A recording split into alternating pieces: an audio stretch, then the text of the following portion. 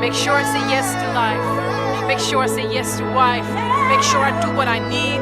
Make sure I do what's right. Make sure I don't waste. Make sure I give more than I take. Because when my days are over, I will be just a memory, a reflection of everything I've done. Yeah, I'm still here to find my way. Found my way.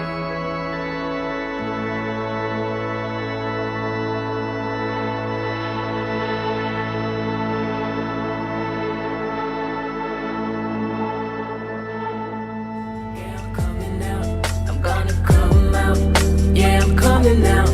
Yeah, I'm coming out. Yeah, I'm coming out. Yeah, I'm coming out. I'll be coming out. The time was 93 and the world was blind. Oh, I always felt that something else was meant for me. Oh, my heart was in a race and my mind in a doubt. Yeah, but I knew it was time, I had to come out, yeah. The friends that mattered stayed by my side. The ones who left, I let them slide. It wasn't easy, the road was tough. I said to myself, I'm coming out. Yeah, I'm coming out. Yeah, I'm coming out. I'm gonna come out. Yeah, I'm coming out. Yeah, I'm coming out. Yeah, I'm coming out. Yeah, I'm coming out. I'll be coming out. 2003 and the journey still goes on. So all you that are struggling, remember to stay strong. The friends that mattered stayed by my side. The ones who left, I let them slide. It wasn't easy, the road was tough. I said to myself, yeah, I'm coming out. Yeah, I'm coming out. I'm gonna come out. Yeah, I'm coming out. Yeah, I'm coming out. Yeah, I'm coming out. Yeah, I'm coming out. I'll be coming out. Some things never change. Some things slowly changing. Some things never change. Some things I'm coming out.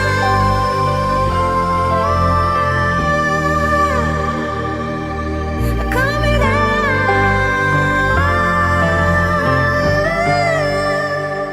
I'm coming. Yeah, I'm coming out.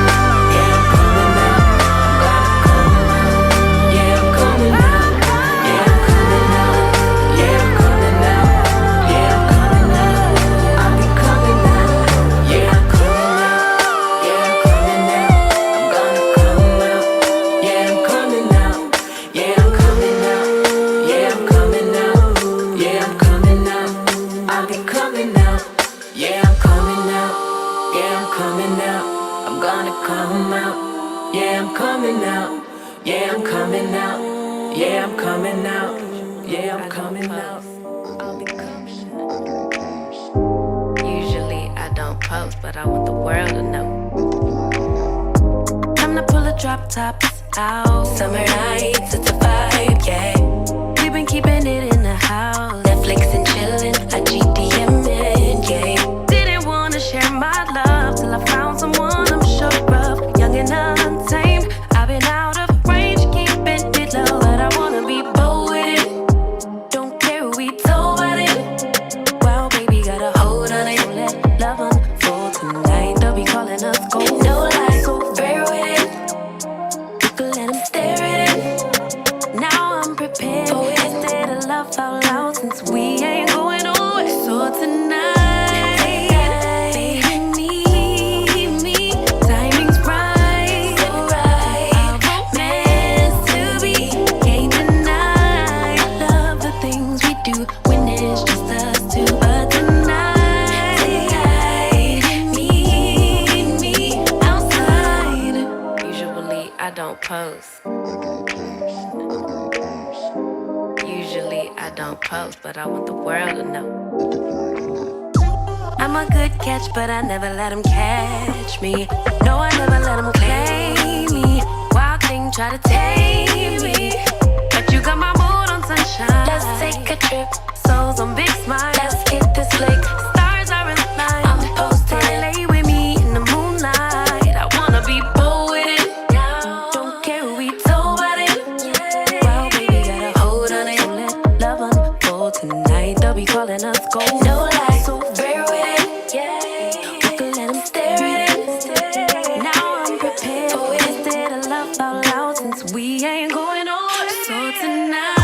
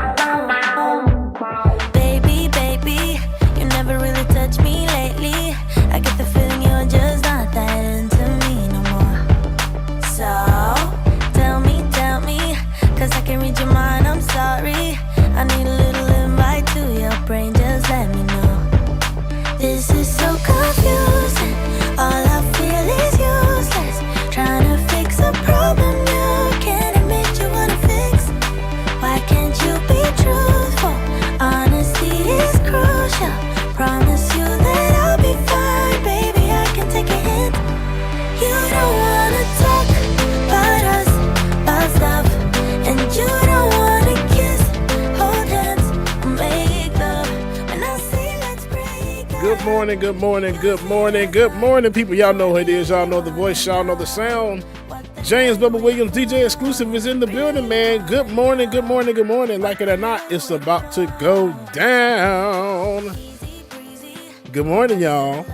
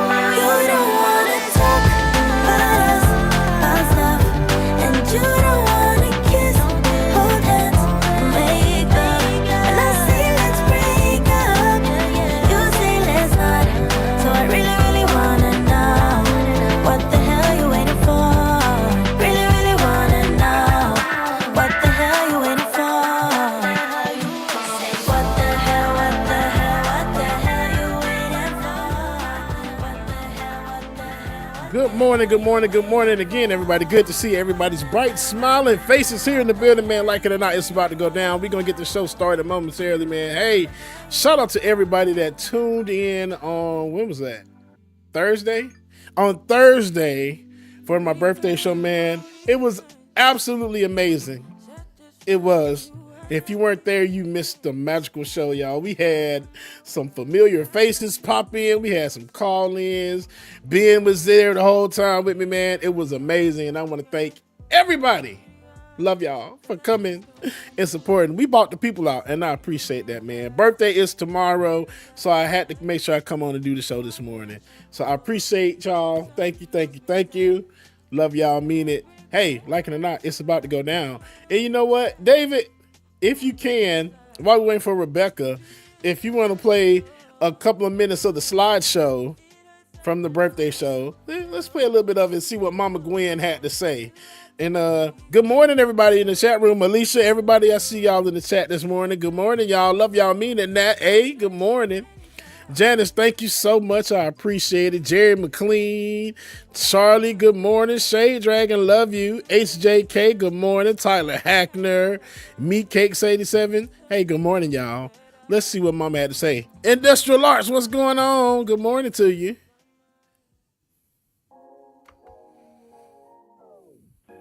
Hello, family. Bubba has a very special day coming up, December 8th.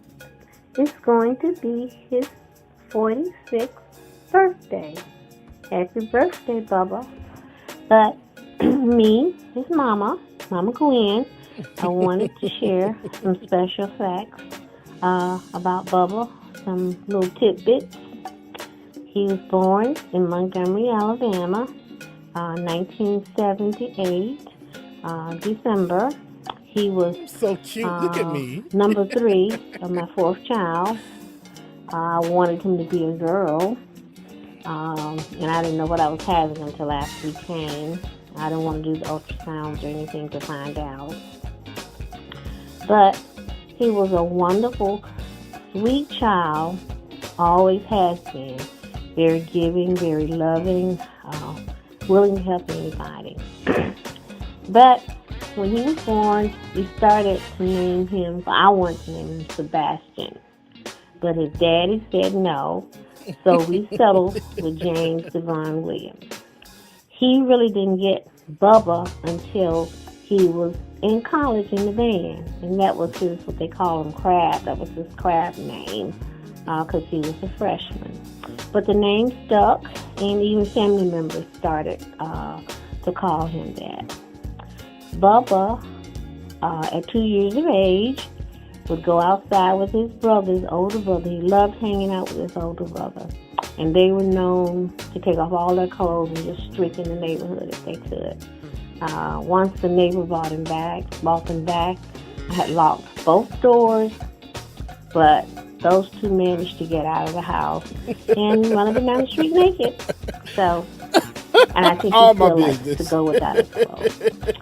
But then, when he started kindergarten, the teacher called me one day, and she was like, "We got to do something about James." I'm like, "What? Why we got to do something about James? What is he doing?"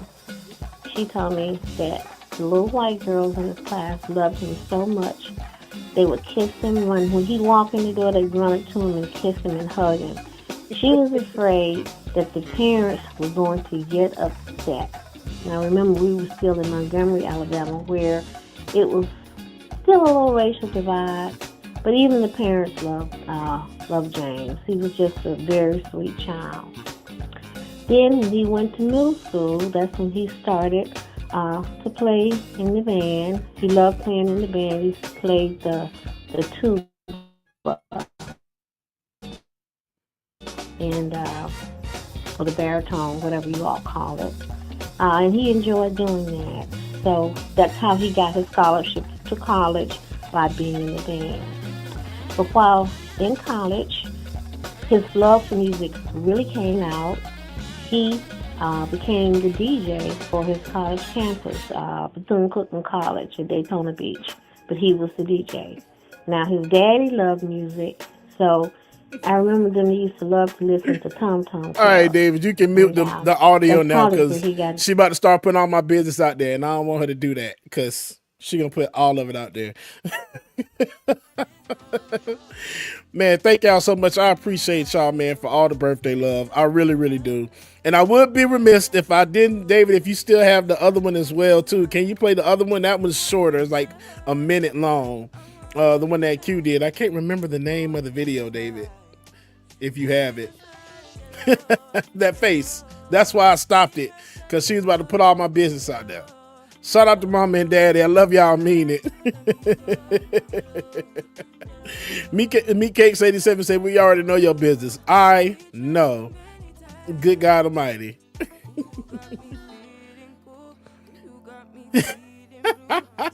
Right, Jerry. Jerry said, we love you, Bubba. Your business is ours. No, it is for real. I know David is looking for it. I guess I could. There we go. Friends are like diamonds, y'all. Rare, precious, and hard to find. But when you do, you better hold on tight. See, a best friend ain't just someone you laugh with. They're the person who's there when life gets real. They're the ones who know your flaws, your mess-ups, and they still think you shine brighter than the rest. Who's that friend that never let you down? Real friends, they don't flinch when things get tough. They ain't going nowhere when the road gets rocky. A diamond doesn't break under pressure, and neither does a true friendship. Best friends are the ones who stay by your side through thick and thin. It's not about the good times, it's about who's still standing with you when everything else falls apart. We've all got those people in our lives. Someone who doesn't need words to know what you're feeling. Someone who understands you better than you understand yourself sometimes. Shout out to Q, man. I appreciate that video so much, dude. I'm really about to be 46 tomorrow. That's crazy. That's crazy. 46. That's fine. I'm going to reflect on it, just bring it in. Hey, man, if y'all want to, if you want to show some birthday love, my Cash App still isn't working, but Mother let me use hers. Granny Drawers on Cash App. Granny Drawers on Cash App. I said that right. Granny Drawers on Cash App. She'll accept the Cash App for me, man. Thank y'all so much again for all the birthday wishes. And we're going to get into some of this music like it or not. It's about to go down. But before we do, haven't done this in a long time. 9 months isn't really that long. But to some, it can feel like a maternity. A maternity? A maternity. No? Okay, cool. All right. Okay. Here's another one in. Another one for you. All right. Here's one more. I was up super early this morning and I started wondering what time the sun would rise. Then it dawned on me. Dawned on me? No? Doesn't get it? Okay, cool. Y'all mean it. Y'all haven't had any dad jokes in a minute, man. I had to do it, man. Anyway, like it or not, it's about to go down. Y'all stay tuned. In the meantime, y'all listen to this jam. This is one of my favorite songs right now. Oh, I don't care, it's getting too late. I want you and I can't wait. Don't wanna spend a minute without you. I know you feel the same. So come on, give me love. I'ma show you how to move with my body. Come hit me with your touch and make me wanna say, damn. And yeah, you know what's up. Ain't nothing I won't do for your body. So give me all you got. KMC is in the building. What's up, Kel? I know I'm yours, baby. So come give me love. You know you're mine, baby. So come give me love. I never felt nothing quite like this. I get a high every time we kiss. Can't get enough, baby. So come give me love. All of your love, I can't fake it. When I'm with you, my legs go weak. Yeah. Can you hear it? I think my heart just skipped a beat. Yeah. This feeling is getting so strong. Love me till the morning, love me all night long. There's something special about you. You're the one that I want. So come on, give me love. I'ma show you how to move with my body. Come hit me with your touch and make me wanna say, damn. And yeah, you know what's up. Ain't nothing I won't do for your body. So give me all you got right now. I know I'm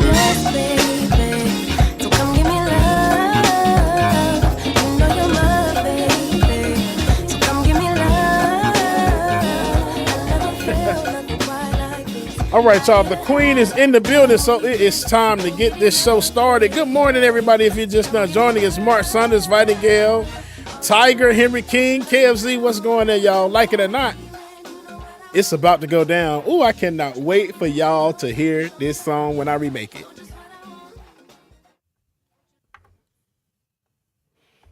Is not going to stop when it comes to these type of discussions. It's going to be for us and by us here on this platform when the media is telling us to look the other way. Your support is what helps us move forward. Join patreon.com/like it or not. Help us grow. Like it or not, y'all. Y'all know what time it is. It's time for like it or not. We're back to us. Let's start this damn show. Yes, it's time for like it or not. We're back to us. Let's start this damn show. Like it or not.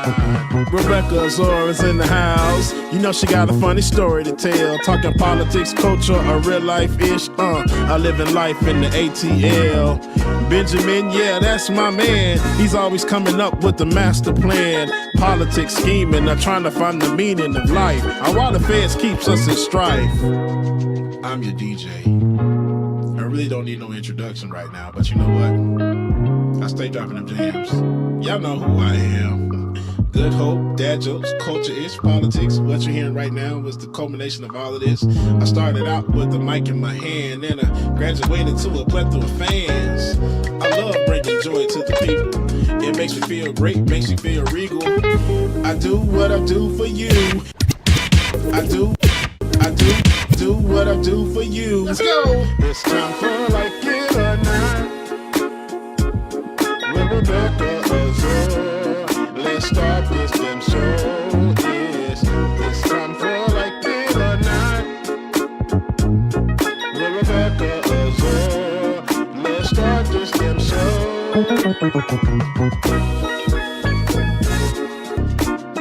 Let's start this damn show. Let's go.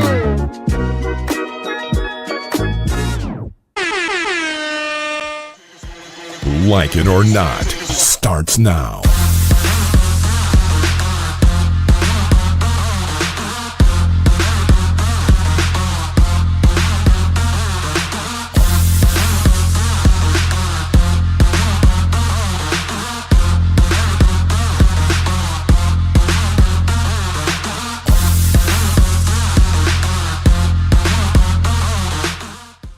I'm trying to figure out why I'm getting so much backlash in the chat over here. Okay. Backlash. Let's get so much backlash. Neither one of y'all are on good microphones. What is going on today? I'm on a good microphone now. Yeah, Ben, you sound like you're on the Mac on the book. Yeah. Okay, let me see if I can fix that. Oh, look, let me get my light out of the shop. Right. And then ain't nobody saying nothing about our old pictures that we still using from 5,000 years ago. But you know, The old pictures are still us. The old pictures don't say 2022. Nah, that's more like 2021, ain't it? But they don't say it. The song was saying it. Said David had to go and be a DJ. So when y'all hear that ding, ding, ding, I don't know what David heard, but David was sick of it too. David was like, it's at the end of 2024. We got to change that. And he heard, I don't know what he heard when he edited it, but it was what we could do. It was what we could do. Good morning. Good morning and welcome to Like It or Not, where we're free to tell the truth and not care who doesn't like it. Do I still sound on the bad mic? And not only do you sound like you're on the bad mic, if it's just me seeing it, I think that you need to log out and log back in, only because it's kind of delayed if I'm the only one seeing it. Yeah, right. Yeah, I see it too. Yeah. Yep. And while Benjamin Pete Dixon goes to get his mic and stuff ready, how are you doing today, Bubba? How's it going? I know your birthday is on tomorrow. Yeah, I'm just out today, but my birthday tomorrow. Your birthday tomorrow? My birthday tomorrow. But yes, I'm good. I'm blessed and highly favored. I just want to say thank y'all again. You missed a great show on Thursday, Becca. The birthday show. I don't know if you saw any of it, but yeah, it was fun. I didn't see a thing. I did hear about it. Now, before I got onto the Leftist Mafia, I was like, okay, I'm gonna stay up so I can go. And I saw y'all messages going through. I said, okay, I'll pop in before I go to Leftist Mafia. Mm-hmm. But the way I took a nap, I, and I was late how to I that knew show. that. And I knew was late that. to the Lunches Mafia. So yeah, I mean, I'm usually late, but I was later than usual on that day. Really? I said I'm gonna close my eyes for a second, and I went to close them, and I was, oh man. But you know what though? That's fine though, because when I tell you I was off work, because I've been off work since Thursday, so I literally probably didn't wake up until 6 o'clock until it was time to do the show. So I slept all day, and I've been okay with that. Okay, good. You're getting some rest. You're getting some rest. So, if you don't mind me asking, I don't know if it's disrespectful to ask men, as they say it's disrespectful to ask women. How old are you turning? 46, and that's funny because I've always been told you never ask a woman her age, so I don't. But men, I'm feel like, yeah, you can ask us. And I used to have a friend that used to lie about his age. I'm like, Really? but why are you lying about your age? You was not a female. That's funny because there are men who do lie about their age. There are Yes. lots of men who lie about their age, either to get a woman for the evening or for that day or whatever the case may be, or because they're not comfortable with aging either or maturing either. So I'm starting to realize, especially in these days and ages, wait, there's a baby in the background. It's not mine. I'm child free. I ain't got no. It's been in the back, and then I let him in. David, it's been in the back, and you ain't let him in. But look, Ben ain't got no babies either. Them kids grown now. Well, That's got to be one of you. I don't know. There's no baby in my background. I have no. Look, it's giving the ghost of Christmas. I heard a sound too, but I heard a sound. I heard a sound. but I have no idea. But like, unless we're being hacked, no, there's nobody. You don't else. see Ben in the background. He went to. Oh wait, no, you're right. My bad. It is Ben. I didn't see him there because I thought he restarted, and that's why. Never mind. We don't have churn. Okay, I don't have myself together. I don't have myself together today. Forgive me. But anywho, I feel like in today's day and age, as we get Ben on, I feel like in today's day and age, we're in the, like, I realized this too. Before I turned 30, which was here with you guys all on the show, I realized, like, okay, I'm going into my 30s, and y'all know every day I love being in my 30s. I'm a grown woman. I'm 34 now. I turned 34 this year. That's crazy, bro. Yeah, I know. And so I love being here, but I feel like, and Kiki Palmer said it best, they're trying to make millennials right now, and I'll say millennials, feel so old, but this talking point has been going on since 2020. I'm like, I just turned 30, and they have been making it feel like millennials are so old. She said they're trying, because before, like, they were trying to wipe us out. Before it was millennials this, millennials that, and then it was Generation Z. Then they're like, we can't count on Generation Z, and they're trying to get millennials out of here. And I'm like, we literally just got into our actual grown adultness, or we're at the end of the first decade of being grown. And I'm just 4 years into it. I'm 4 years old into my grownness, and I don't want nobody taking that away from me. Me going home and seeing the aging on my parents this recent Thanksgiving, I'm like, that's a blessing, because a lot of people either don't get to see their parents age in that way. And it's also sad because you're like, dang, my parents are aging, but it's like, this is a blessing. Those wrinkles, all of that stuff, like, whatever comes with your aging, you might become a little wide, you might get a little slim, you might, whatever. The number that you are turning is a blessing. Amen. And I think we focus too much on, a lot of people who are in their 30s right now are being told to feel that they're like, almost to feel like they're in their 60s. We complain a lot. There are pages dedicated to people who are in their 30s who are saying every bone in their body hurts. As funny as it may be, and as real as it may be, guys, that's the reason. Now, here I go being serious with y'all. The reason for that is because we have drank ourselves into this place. We have been so deprived of happiness that everything hurts. We're depressed. We're sad. We're mad. We're all of these things. We've seen so much. We had to endure so much, especially millennials, watching so many major events happen in their lifetime, and then going through the phase of creating being part of the first to be on the internet, living life and being told to live it this way without the internet, doing those things and being told all those things were a lie. They don't even apply anymore. And it's like I just feel like no, enjoy where you are right now.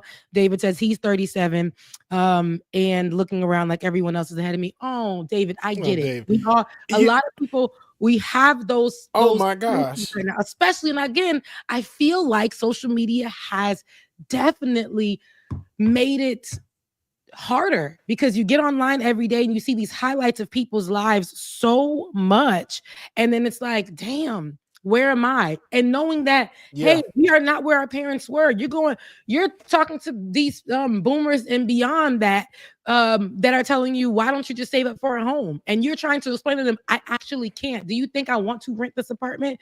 This apartment is on my only think of peace. But at the end of the day, I would love to purchase a house. And I'm pretty sure with what I pay for this apartment monthly, I can get a house. Right. I can pay for the house monthly. However, with how much the house is, the decision to buy $1 million house that was once $13,000 less than 20 years ago. Like, it's like those kind of things. You got these homes. My parents think that it's, you should, hey, I can't. It's not like that no more. It ain't like that no more.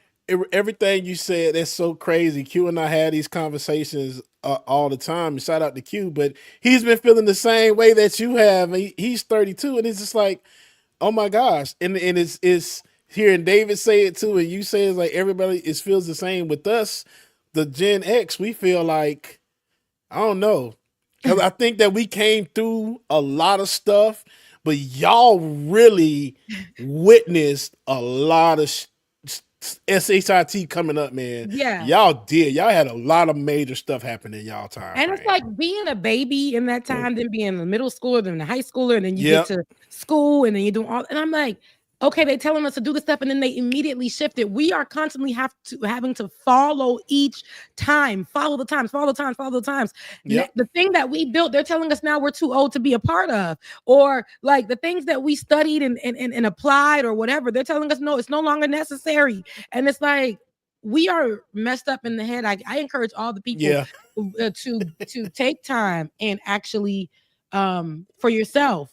All that stuff that they told us to get married, have these kids. Some of my friends who had kids in middle school, I have friends who have kids in middle school, and they have kids who have graduated college and this and that. There are people who, who I know are waiting for children, me being one of them people, but I don't want to have children without, especially how people are dating in today. I'm not saying that all dating is like this, but again, if we focus on what social media is telling us, how it's telling us, what it's telling us to do, we are like, everybody's so hurt. There are people there who want to love, and we can't really get to each other because of how we think people are loving because of social media.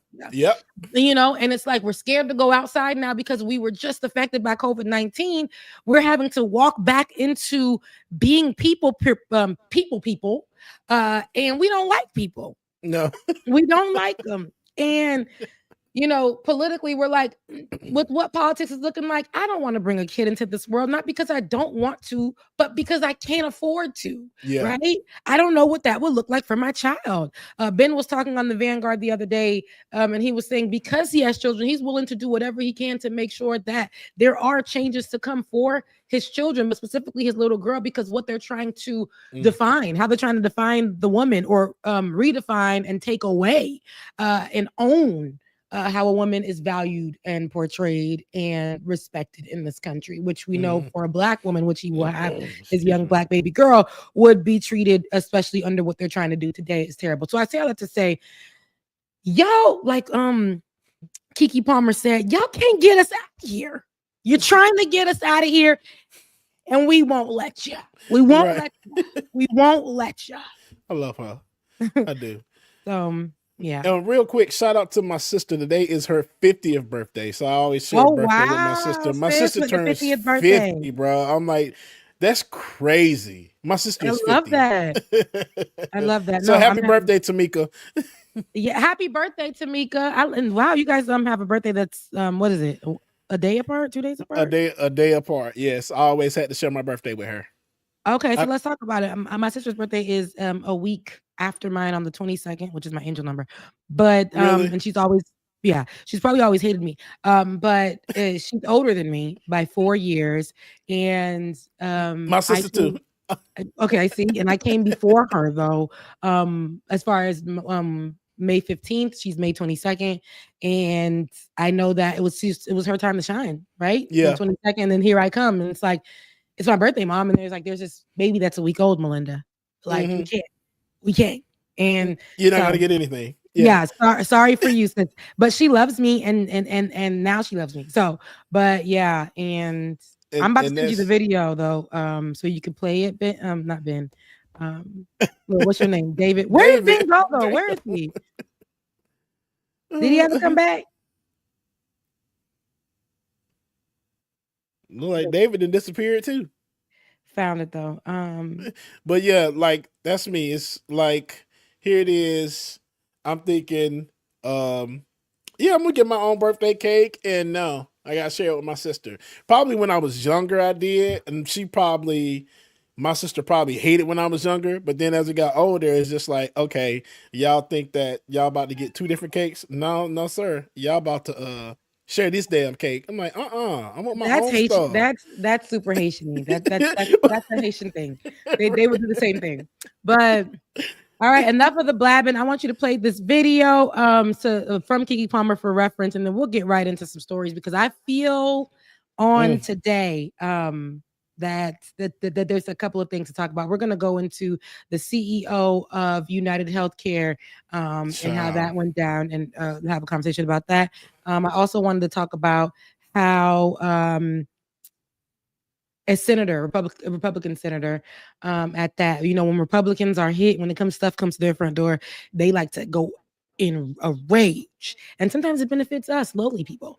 So it's a beautiful video that I also want to cover about airline fees and this Republican senator, but we'll talk about that. First, I want to play this video, please, because I think Keke Palmer definitely said it, how I felt it in my spirit.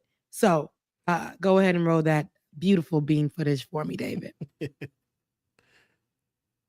I love her. Oh, Jesus, I love her so much.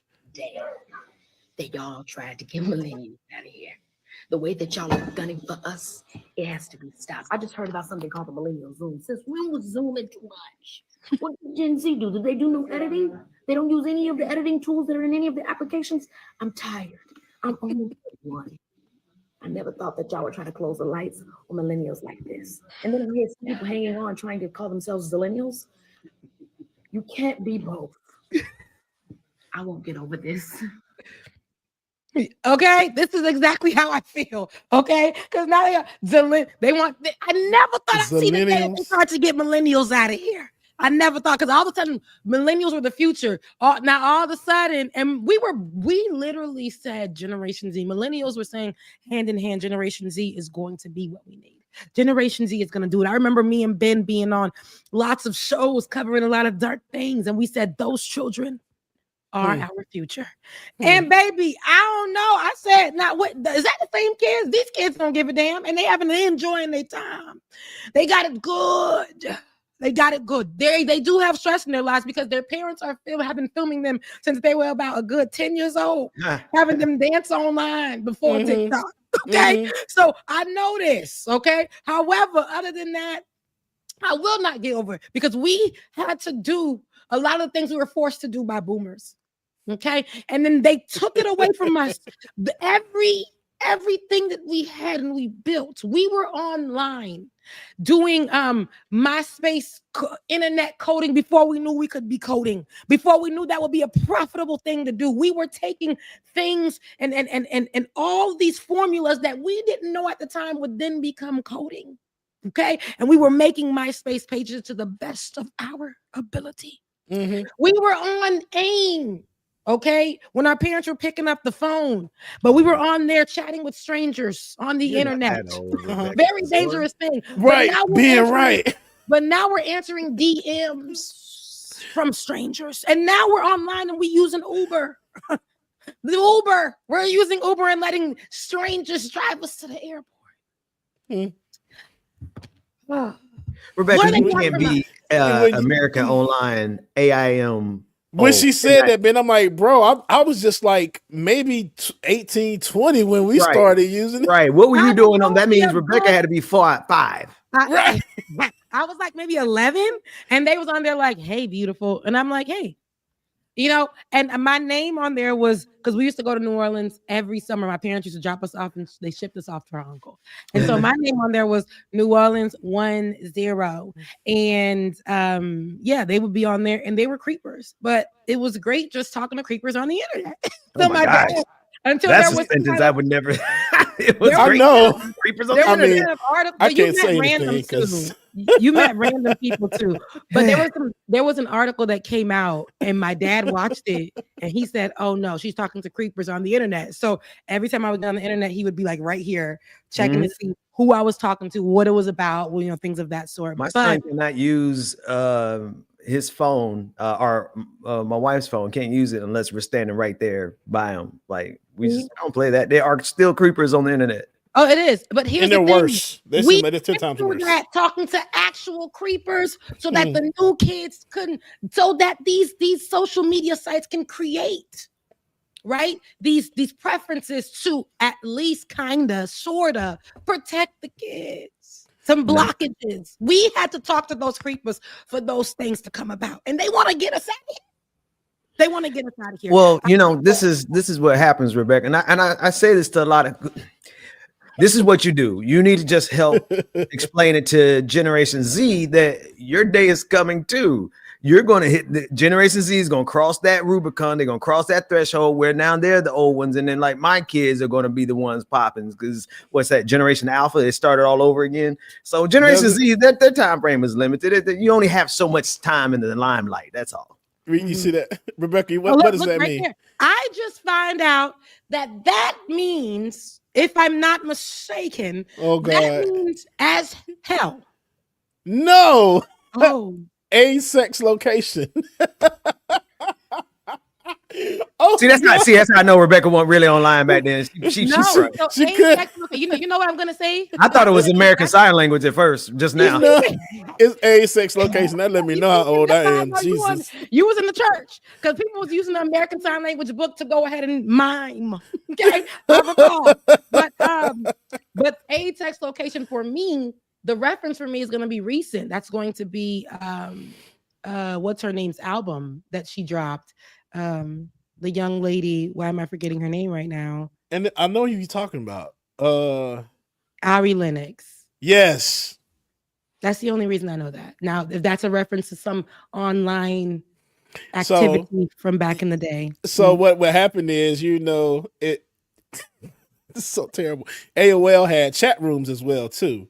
So I remember that. Yeah, once you go in the chat room and you like break off from like the main chat and go like a private chat, hey, how you doing? Good.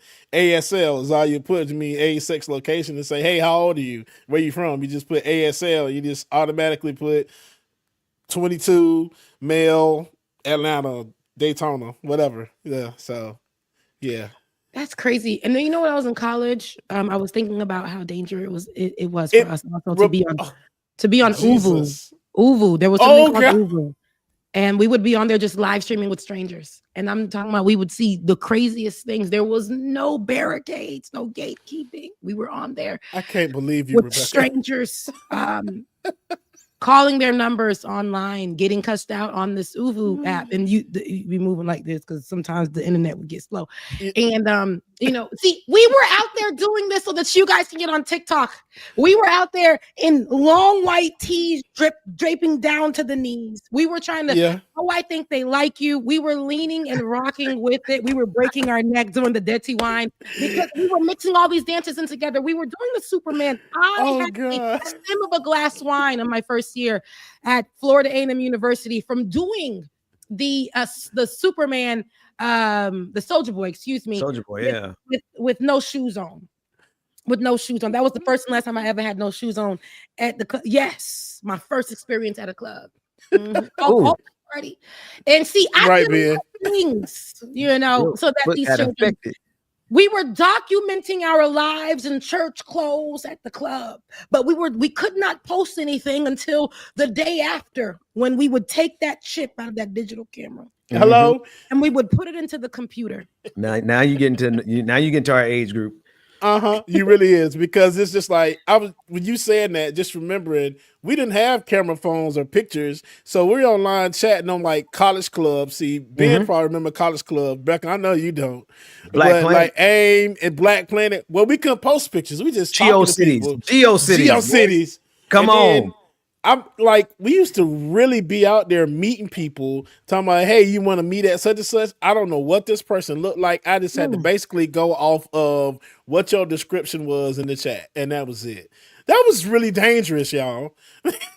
Listen, it was very dangerous because it's funny you talk about those. We were using MySpace to do that, and we could not wait to went on our MySpace. People were like, we would see who was going to FAMU. I don't know how they would find us. There was no algorithm back then, but people were finding out that you were going to FAMU, and they would be like, hey, when you get on the hill, I'll help you walk around. And they literally were doing that. They were helping us, trying to holler at the same time. But they was like, you would find the FAMU page. See, the connection, you had to go and fish for it a little bit. You had to do some work.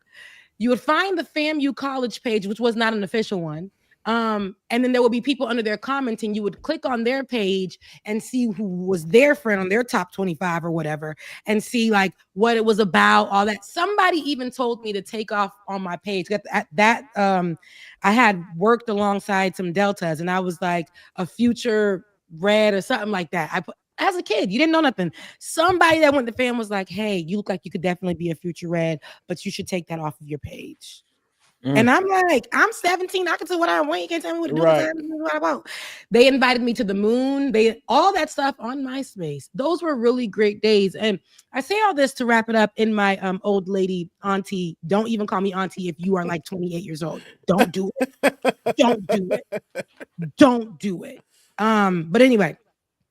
I think I say all this to say that we got to live our lives the way that and be happy with it. Yeah. If you are not happy with it, just know as long as you have breath in your body, you can change it. Now, financially, I get it. That ain't something that you can do overnight. People say that money don't make you feel good. That's not true. Okay, you got if you got $1 in your pocket and you're able to take care of yourself as you should, that might make you feel a little better, right? Yeah. But as we can tell, once you go, the money don't go with you. CEO of United Healthcare, that man, he was unalived in the streets, broad daylight morning, you could say, on a busy street in Manhattan before a meeting that still went on for a few minutes before they decided to cancel, allegedly. And the man who unalived him then took off on foot. First of all, a gun jammed and slowly unjammed it, continued the work. After the work was done, and unaliving the CEO of United Healthcare, the assailant then took off in NYC, Manhattan, busy street, on foot, and then bicycle. Police and then bus. And then, what happened? And then a bus. Then he caught a bus. And then a bus. Caught a bus. Allegedly was staying at a hostel. Here's the funny part about it, which is not too funny. When they got that one footage of that one angle, which was clear, that street is, again, many cameras are on that street, but it took them a little minute. It was a manhunt, I guess. The man was on the loose when the officers came to talk about it. They stated that it was a person of lighter skin. Since when did they call white people light skin? And whose world did they? Since when? So now to add to that, we'll get into the specifics, but just recently, again, they don't care. They want to get you out of here. Now, after they done got you out of here, they can replace you. You're the richest, one of the richest monsters, all right, in healthcare. And here you are, unalived as the CEO. And they already put your job up on the internet. Not even 24 hours later. Oh, they're damn. looking for another CEO. Okay. He got that bike out of there, didn't he? Good guy. It's the whole thing, y'all, is just, it's weird watching the video. Like, somebody broke down all the stuff that he had in the video, and it was just like he had a silencer, a $300 book bag, $1,000 shoes on. Just have questions, a lot of questions. Okay, so since I mean, there are a lot of questions, but the fact that they already wanted to put it out there and put in people's heads that the CEO was shot by somebody who may have not been white is always ridiculous to me, because when they showed us that Really? mug, baby, we said, "Excuse me, that's definitely giving white." From the Caucasus Mountains is From the Cat like, Williams. look how the nose don't even fit in the mask. Okay, it's no, absolutely not. But what did you make of this when you seen it, Ben? Because since then, with all of this happening, what came to your mind when this dropped? I have an idea, but I want you to, because You know, 1 2, is this on my check? No, for real. So I'm different. I'm different. I actually literally do have compassion for literally anybody who is unalived. That's just me. At the same time, like, I also know, Frank, let me give you the wildest example. The night back in 2010 when they took out Osama bin Laden, right? I was like, dang, that brother's consciousness is now no longer on the planet, because I have a thing about consciousness. I think consciousness is rare. I think it's precious. And I think anybody who takes that away from somebody is committing a sin. And I don't like it. That said, I celebrated Osama bin Laden being killed because of how many people he killed in the United States of America. So I have this, dichotomy in me where I have compassion, but at the same time, I recognize when a monster is a monster is a monster. A monster gets what monsters do. And this brother, Brian Thompson, when I saw him get unalived, I was like, dang, that is so messed up. But then I started reading all the testimonials of all the people who have literally died because of him. And I was like, dang, what he did was messed up. So you live by the sword, you die by the sword. It's just that the United Healthcare and healthcare in the United States of America, their sword is denying your insurance benefits. The way they kill you is by pushing paperwork, making you go through paperwork while your children are sick and dying. They make money off of you while you're dying of cancer. They make money off of you while you're going through chemotherapy, while you're going through your death stages. One person posted that it cost their mother $270,000 just to die. She didn't survive. They had to pay $270,000 because of the insurance company. And I'm like, you know what? As much as compassion as I have literally for every human, even as disgusting as Osama bin Laden, like, I have just as much compassion for all of the victims of Brian Thompson. So you're not going to really make me feel bad or make me condemn anybody who's out there celebrating him being killed. I'm not going to judge them because of how many people who literally suffer because of not only him, but every other healthcare company in this country. And I absolutely love the fact that healthcare companies are starting to change their policies already. Okay. Already. I would love to hear more about that. But go ahead and play that a little bit of that clip, David, there of the different responses, and then we'll go into more about the assailant. Society. I really believe that. I feel quite strongly on it. And people and the NYPD is getting in this too, so that it sort of fits this whole thing, like the big man. We're going after the man, you know, like the NYPD and healthcare. And I don't know the motivation of the We person. actually have some examples of what we're talking about here. Things like, unfortunately, my condolences are out of network. Prior authorization is required for thoughts and prayers. I can't even pretend to care. I hope he's looking up at us. When you make millions off the suffering of others, don't expect sympathy. This needs to be the new norm. Eat the rich. I've seen dying patients get denied by insurance. Makes me physically sick. I just can't feel sympathy for him because of all those patients and their families. Yeah. I think the thing I struggle with here is people are viscerally angry about insurance. And you can pull up the statistics, percentage of people in a Gallup poll, quality of healthcare coverage is excellent, good, 28%. Had any problem with their insurance in the last year? 58% said they did. Insurance didn't cover or required a very high copay for a prescribed drug that people had to take. Significant portion of people, the denial claims with the company that this CEO ran, high. Well, a lot of this is about grievance, right? Right. We have a healthcare system that many people say is broken. an insurance system that many people feel that they're being ripped off. So I think a lot of what we're seeing here is a pure psychological projection against this CEO who is now deceased.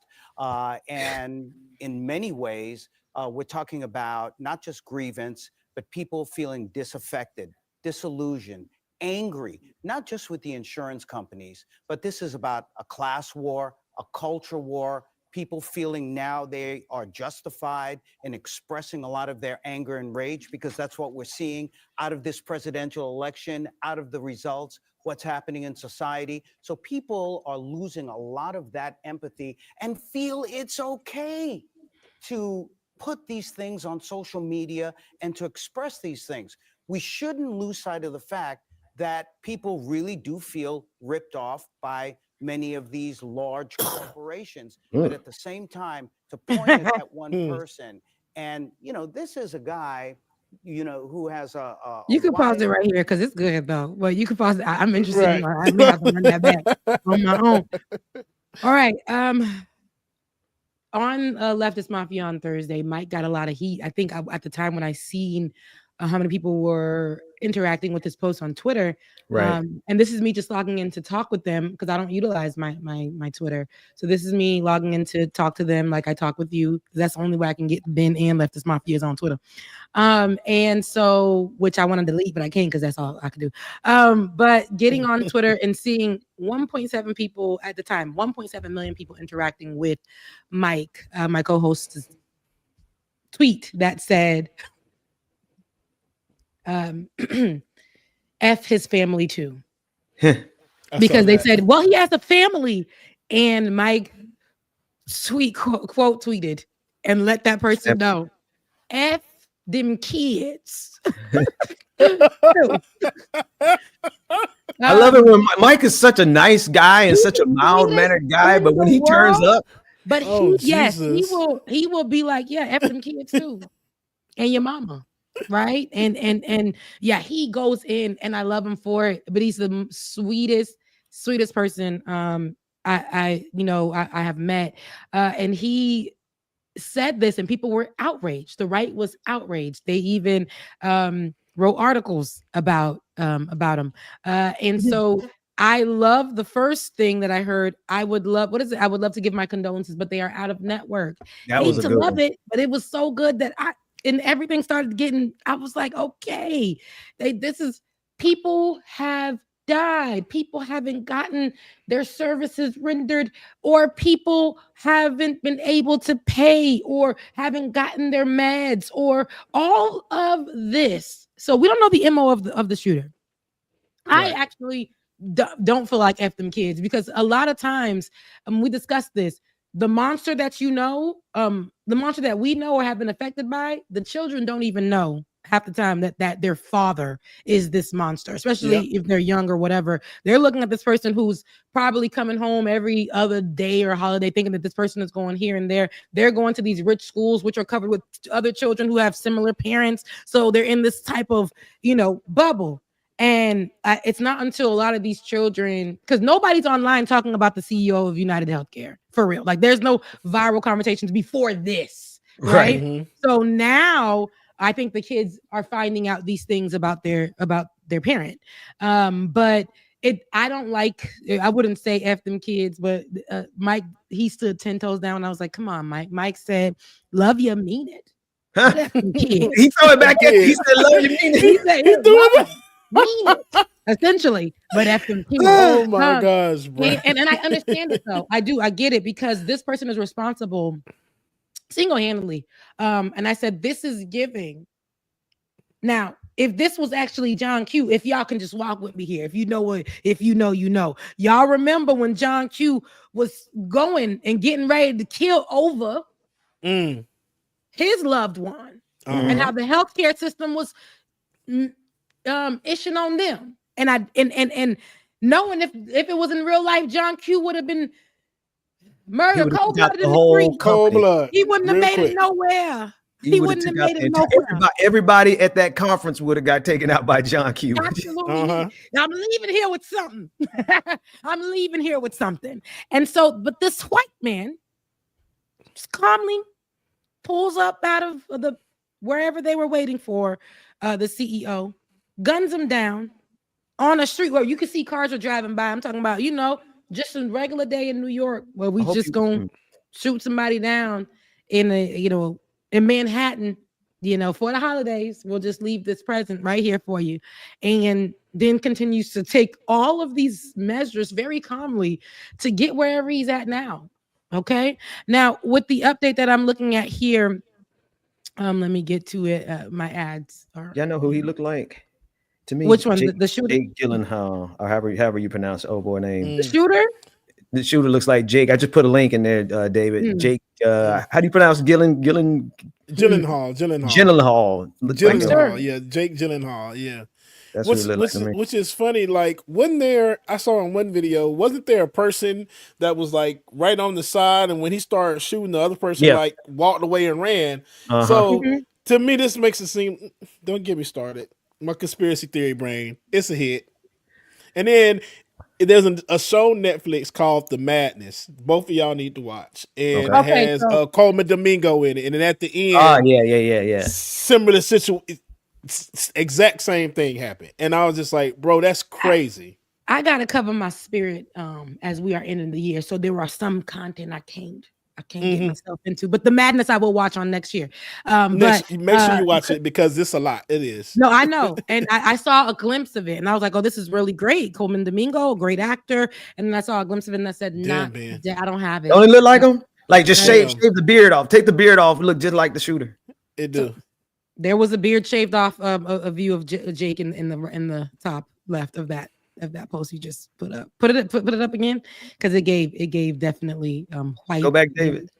White man on the run. Rebecca.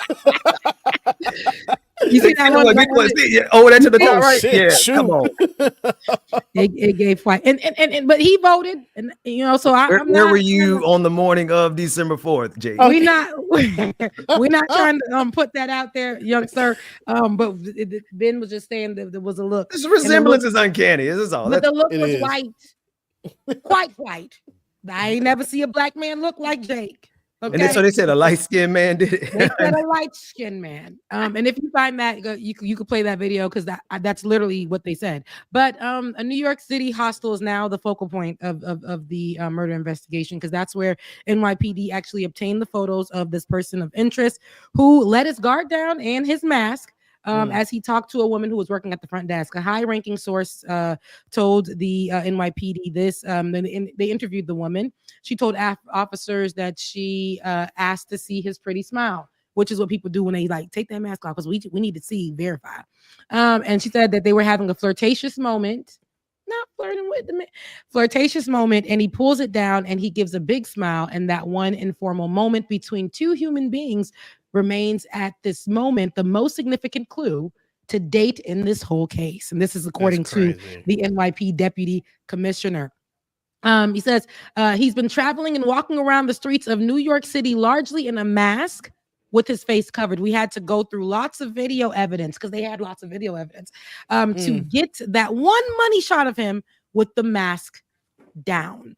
They said sources say that the man used the fake New Jersey ID with a phony name to check into the hostel at 891 Amsterdam Avenue on Manhattan's Upper West Side. Detectives sealed off the room where he was staying and questioned other guests. They're saying that we are fully cooperating with the NYPD, says the hostel. And then they said that people come here jet lagged, so they sleep during the day, so you can't really be loud in the room or talk to anybody. So basically, he was able to blend in. Police sources tell CBS that detectives have put together a series of 200 images of the suspect, giving them a mosaic of his time arriving in New York, going to the scene of the homicide, and his route in fleeing the city. Authorities identified video of the person of interest and all the things arriving at the Greyhound bus from Atlanta. Yeah, I was about to say Atlanta. Yeah, Atlanta was in there. It's always Atlanta. Yeah, I heard that. Yeah. But they came from Atlanta on November 24th, 10 days before the shooting, a person with knowledge of the investigation say. So they got some information, basically, and they're looking to trace where and when the bus ticket was purchased and under what name. So he was right across Magic City because that's where the Greyhound bus go. Yep. Because I know I used to take it when I didn't have a coin. Me Okay? too. So I understand, and it's very rough. It's a lot going down on that street. Ooh, a whole lot. It's a lot. The bus made multiple stops between Atlanta and New York, and it was unclear where person of interest boarded. So was on the one from Atlanta to New York. So, but they don't know when they boarded because it's true. And when you take those routes, you may be stopping in some of these other cities. I've seen in the middle of stopping on some of these routes, people who just left jail get on and try to take over the bus. Yeah. I was on one of those buses and in their khakis and their shoes and their whites, and then run into the forest after cussing out the bus. So there's a lot that goes down on the Greyhound. Okay, that's why Spirit is a Greyhound in the sky, but we got a story on that coming up. Now, all of this stuff, and this person still is not. They still haven't found them. So they said the backpack possibly belonging to the shooter was actually found in Central Park. So they have that. They are saying that their forensic testing will confirm if the bag police found does belong to the suspect. And this is one of the most latest things that I found. So other than that, there's a lot of information that literally is surrounding the shooter. Yet I know that they are taking their precious time on this manhunt. I've seen where people on TikTok can put together an investigation better than how they doing this. We got a lot of information footage. The way this is just so slow, gun jammed. People wanted to say that this looks like somebody who has been in the military before or is a trained person. I just think when you're kind of calm, deny, defend. You know, things they're not, you just kind of roll with things. You just like you ever try to take a knot out of your hair like this one, like my fro right now? You try to take a knot out and you going real fast, it hurts. It don't come out, ripping out your hair. But if you try to take that knot out and you go real slow, it'll detangle and fall right out that comb. Y'all, I told y'all, it looked like a contract hit. He already had fake IDs. Oh, and they're saying that the gun wasn't a regular gun. It was like a form gun where you have to reload it after each use. So when he zoomed in on this picture, it does look like he's trying to reload the gun and not unjam it. So that was something else that just came out. I heard this morning on the news. So it's a lot of stuff. You see? It just looks, it's too calculated, y'all. It's too calculated. Yeah, I feel that. But also, you know how many people, and I know we've already said this, but there's a lot of people there's millions of people in this country who are furious, and not just furious, there's angry about getting bad service at your bank, right? You get furious about being in the overdraft and losing money and stuff that happens because of capitalism and banks, right? But there's millions of people in this country who have lost somebody's, and somebody has died because of the decisions of the healthcare industry. So I don't really put it past this being a genuine person who was upset about something that happened to his mama and them, or his daddy and them, or maybe even his child. You never know, man, because the way the system really is set up, it does the most brutal things to people, but they do it through paperwork. So it looks like, it could have been an inside job, a hit, and all those kind of things. But I also think that there's enough mad people in this country for this to just have been authentically a dude who said, I'm gonna take care of this himself. Can I jump in and make a couple points on that? Sure. So you're here now. So. You're a white man. Well, my chat comments are ignored half the time. So sorry. I'm just gonna welcome myself.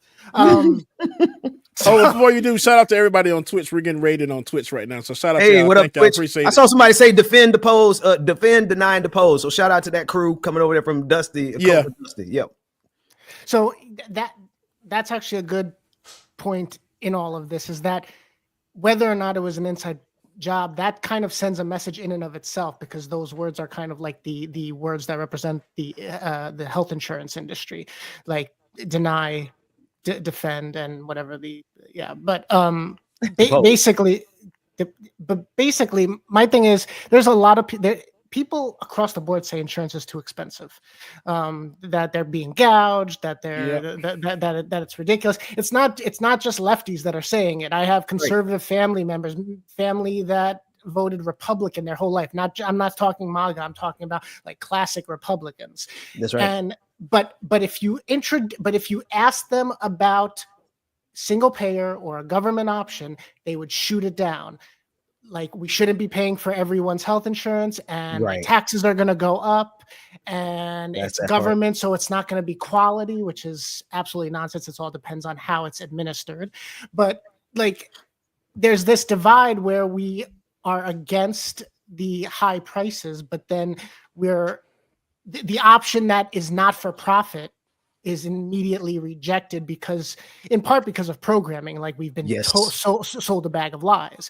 But also, some people just have a philosophical problem with a safety net, with a welfare program. The problem is like, you can't, like, there's an issue there if you can't find your way, like, rationally between it's too expensive, but I also want to keep paying someone that's in it for profit. Like that it's nonsensical. The other thing I was going to say is, I don't condone murder at all. I'm not applauding this. But I do think that this could be an opportunity for us to, like, a larger conversation, especially considering the Neely death and the Daniel Penny trial. That looks like it might get, like, I don't know if he'll have to be tried again or what, but because on one hand you have like people defending a citizen, like, no one could have known that he was in the military when it was happening. So on one hand, you have people defending him putting down someone that was looking scary. I say that with air quotes. Looking scary, may have been yelling, may have been yelling, may have been intimidating, whatever, and that's okay. That's an acceptable reason to accidentally, whether it's accidental or not, I'm just going to put it out there, accidentally kill someone. But on the flip side, you have a guy killing a multimillionaire, he might even be a billionaire for all I know, that has made decisions that has resulted in the death of masses, like tens of thousands, hundreds of thousands of people. And if not death, he's injured them. He's denied them necessary care. So like, I feel like if we're like, this is not okay. On one hand, there's people rationalizing the putting down of someone that looks scary, a homeless, mentally ill person. And then on the other hand, it's, he's a business person. He's in it for the money. So, he may have impacted lives, but it's business. And I just think it's a conversation that we should be having. Well, I mean, that goes back, you said a lot, David, and it goes back to what we said. In America, it is totally okay to kill someone with paperwork, right? Keeping them on hold, denying them, right? Denying them coverage. And we see every year how many thousands upon thousands of people die like that. And it's just like the office of the presidency, right? How many people has the American president across the history of America? How many people have they killed in the nicest and the finest suits, right? Some of the biggest murderers on the face of this planet have the most expensive suits, period, hand down. And so they look and they make you fear someone like Jordan Neely, right, who was homeless, who was hungry, and I'll get to this tweet on the screen in 1 second, Rebecca. Jordan Neely, homeless, hungry, and having a mental health crisis. And we have half of the United States of America right now, MAGA, who is dismissing him and saying he deserved it and looking at Daniel Penny as a hero. Meanwhile, they turn around and have compassion for Brian Thompson, who has killed more people in his lifetime than most of us combined. Take everybody on the internet and add us up to take everybody on the internet who's either laughing at, giggling about, or something, ain't condemning it, whatever. All of us over here on this side, add us all together. And I guarantee you, none of us combined have killed as many people as Brian Thompson. And so as long as you have on a suit, as long as you have enough wealth, and as long as you do it with paperwork or signing an executive order, Mr. President, signing military weapons to Israel, Mr. President, you can get away with murder. That's what we do. And then you got evil people like this, the Libertarian Party of New Hampshire, who said, on the screen, if someone gets cancer and they can't pay for the treatment, then they should die. That's disgusting. How about you first? See, this is this kind of mindset we're dealing with in this country. We really do live in the most evil country and the most evil regime on the entire planet because we cleaned it up, we sanitize it, and we do it with people in their nice business suits. This is what's crazy to me, and this is not the first time that Nina Turner has talked about this or posted a post like this, or this is not the first time we've had this conversation on the internet about healthcare, about people getting the healthcare that they need, about people dying because they ain't got a coin, all this type of stuff. Lance on the Leftist Mafia, who's out of Canada, actually talks about how he had to get his appendix, I believe, removed, and didn't pay a penny. Didn't pay a penny. And here we are struggling. Can't buy a house, can't eat, can't do nothing. Can't even go see a doctor. A lot of people can't even just go see a doctor. And can't do it. Can't buy a car and can't get insurance because your credit bad because of the bills that you had on it before that were medical. So and don't have a pre-existing condition now that they're getting ready to get rid of Obamacare. Like, I don't know if people remember what it was like before pre-existing conditions, but you could have had type 2 diabetes and they would deny you. You could be overweight. We really have some evil stuff happening in this country. I'm sorry, Rebecca, go ahead. No, absolutely. It's a lose-lose situation. For everybody that drops because they didn't have health care, for people who don't understand that they don't care. It's a capitalistic thing. So they will still bill you after your death. They will still bill you after I know that you are the mother of this person or the brother of this person or whatever. I know because even when I was working for that bank, person could have been gone, dead and gone. And there is a clause in some of the credit card applications that literally states we will, if you have a family member or whoever that banks with us, we'll come for their stuff. Wow. And if you think that they haven't done it, I've watched them. Yeah. I've watched them do it. I've watched them go into little grandma's account that once opened this account for their grandson back in 1984. And now grandma's account got hit. Wow. She separated this account from her grandson, and grandson been having his own account, but life got in the way. And this one time that life got in the way, didn't have the money to pay, they went into grandma's account and cleaned her things dry. Took possession. These people are evil. Sucks, right? Capitalism is evil. It doesn't have to be, but 100% the way we have done it, and we have done it since its inception, has been evil. Like evil. I'm telling you, like you just think about the underlying principle here. Making a profit off of people who are dying, evil. Making a profit off of people who are in poverty. No, let's look more specifically. Charging higher interest on products for people who are in poverty versus people who are rich. People who are rich who can pay higher interest versus people who are poor who can't pay higher interest. It is structurally evil, and this is what we celebrate in this country. Mm-hmm. And this is the thing. So people, and while we don't talk about the kids because they real kids, but everybody who has a feeling about what happened and doesn't care to know more because they've been hit by the system in some way, shape, or form. I've actually mentioned this on Leftist Mafia that I remember before social media was a thing where we actually did research and things like that. As a baby journal, you were excited when you went to go interview the governor of Florida, right? I'm a baby journal coming out of FAM. I got the opportunity to interview Governor Rick Scott at the time, not knowing that Governor Rick Scott, I believe in the 90s, was responsible for the biggest fraud. Medicare fraud in the history of this country, 230 some odd billion, if I remember correctly. Yes. So many people were hurt from that, overbilling people for medications and all that kind of stuff. And he became governor. Yes. Now he's senator of the state of Florida. Mm-hmm.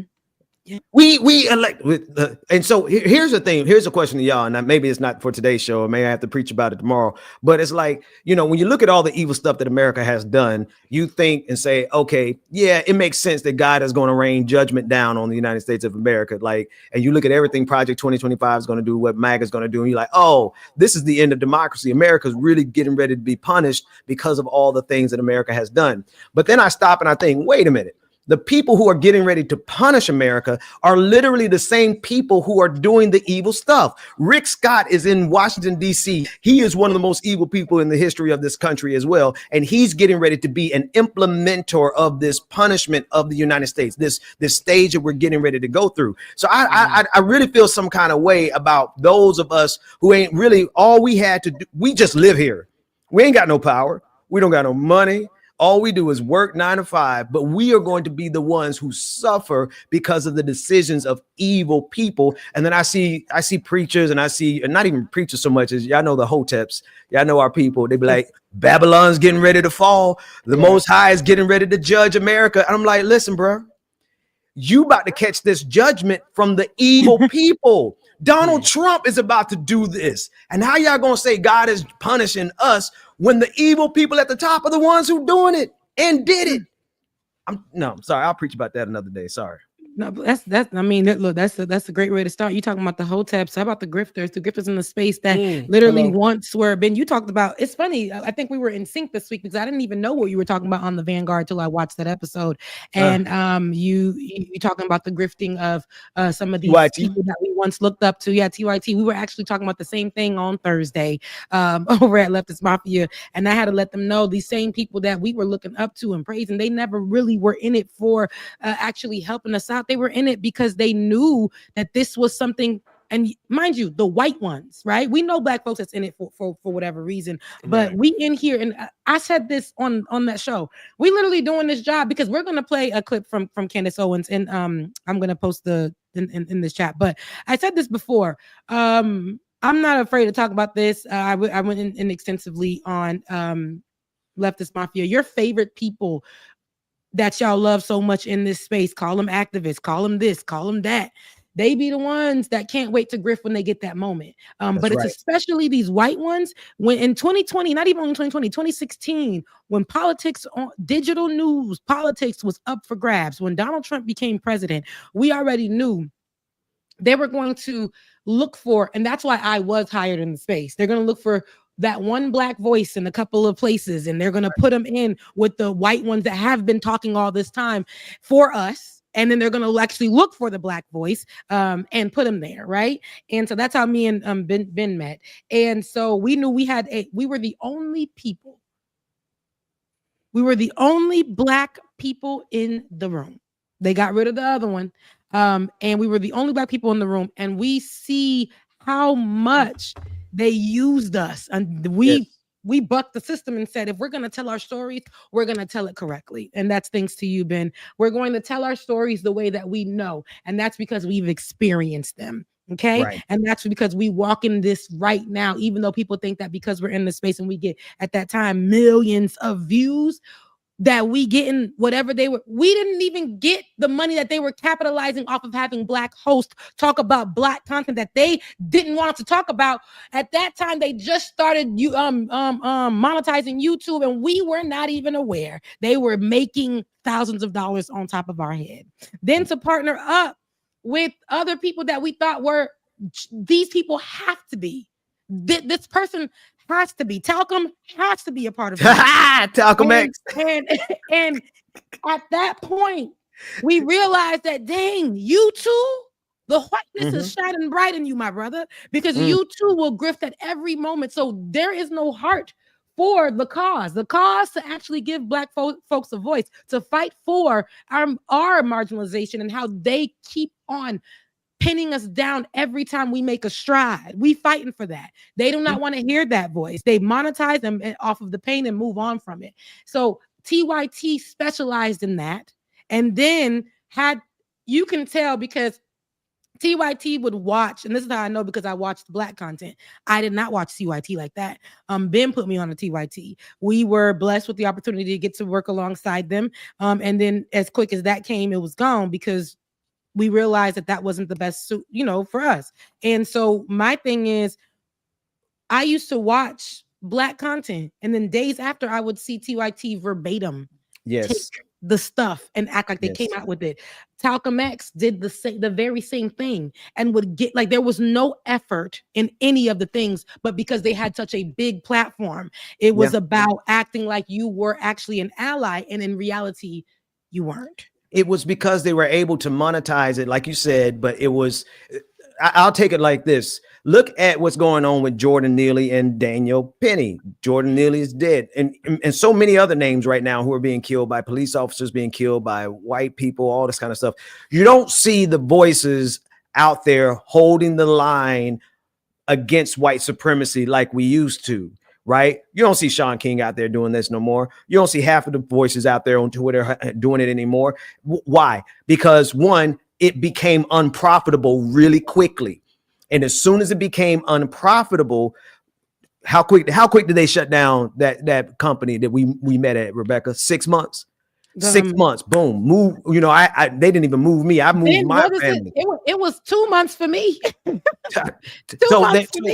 As soon as it's no longer profitable, they move away from those stories. And so has TYT. Now, shout out to Dr. Rashad Ritchie, who's holding the line over there. Shout out to John Iadarola from the Damage Report, who I haven't seen any indication that he's a part of this madness, except for the fact that they are all part of TYT. You will notice that they have shifted the narrative away from the issues of justice. Why? Because white supremacy has taken over social media, and they've taken over our techniques, and they've used all of the hashtags, and they've used that to suppress and our ability. No, rather, hang on, let me correct myself, because we didn't make no money off of it. It suppresses their ability, TYT's ability, Sean King and the rest of them ability to make money off of justice stories. And so what do? They move off of it. TYT's gone. They don't even really cover that. Rashad Ritchie might, but who we have, Anna and Jank over there, who are actually peddling right-wing supremacist talking points and moving further and further over to where the money is. And so if you're going to be in this work to chase money, then of course you're going to change your mind about justices. Of course you're not going to talk about Black life anymore. Why? Because it's no longer profitable, and they were in it from the beginning to make money. Absolutely. And that's what I think, even Sean King as well. This is somebody that not only we saw in action, this is somebody that when I was younger, heard Sean King's name all the time. And it was like, oh my goodness, can't wait to work with Sean King. But then when you meet your hero, then you see the monster. Sean King, a monster. And I say that because my story wasn't the only one at the time told in that way. If you when I went on social media and actually did my research, so many other people had the same experience down to the T. Come in, create, use what you got, and then run. How many churches has I'm about to call him Donald Trump? How many churches has Sean King opened and nothing has come of it? How many businesses has Sean King opened and nothing has come of it? How many? And that includes what could have been amazing, which is the North Star. Nothing. So much money. You ain't gotta roll your eyes, because sometimes I just feel like, ooh, yeah.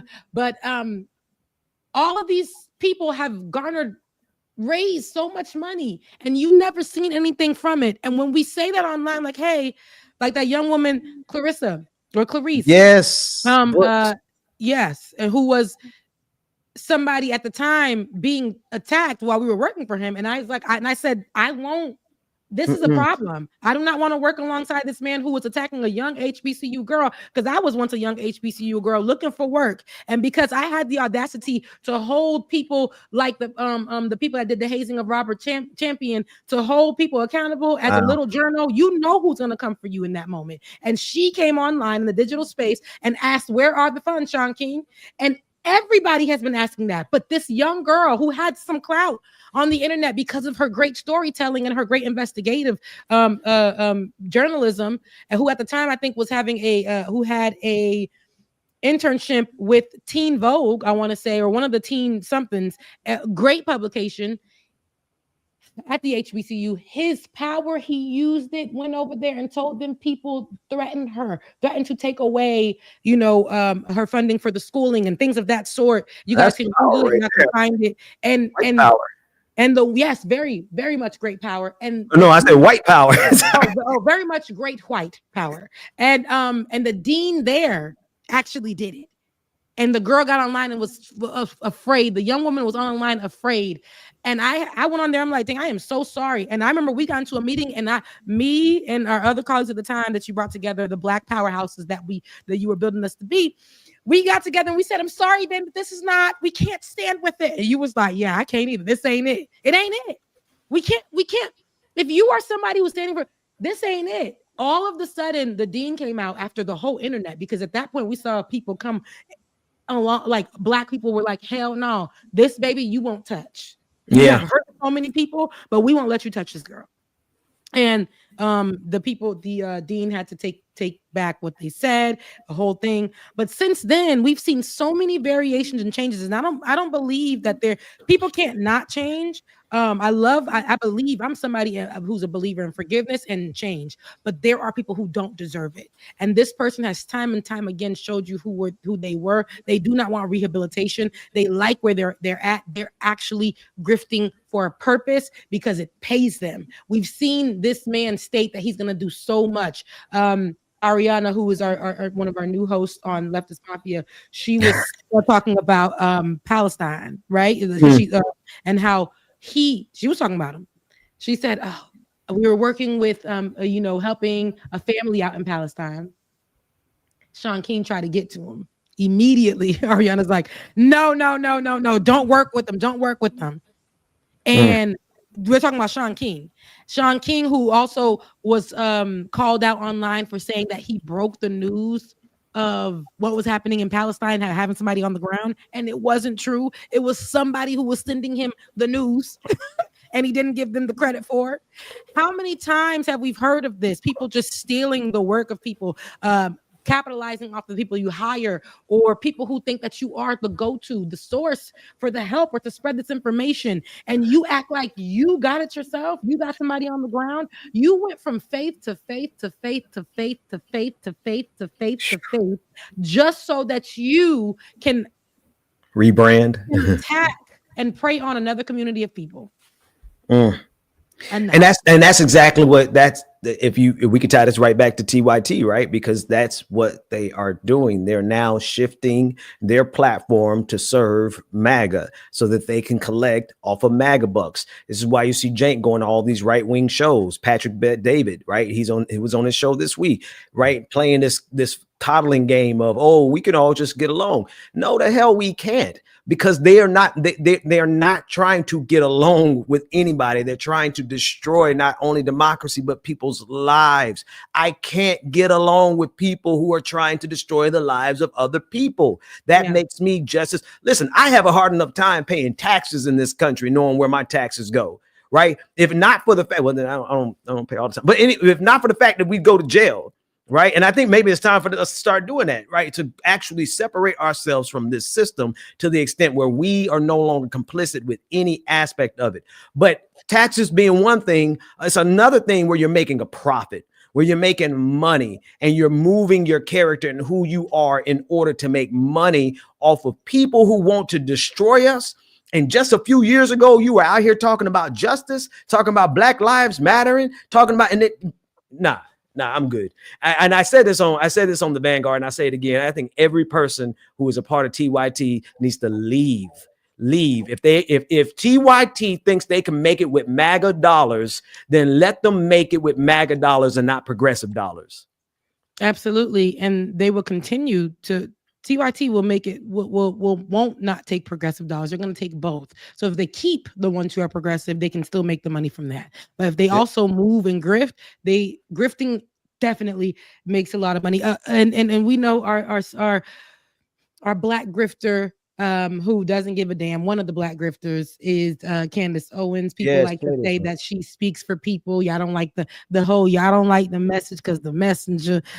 She has her own thought process, her mind. That's how they like to cover it and cloak it. But baby, the cloak is invisible. We see right through you. Baby, I don't have it for you on today.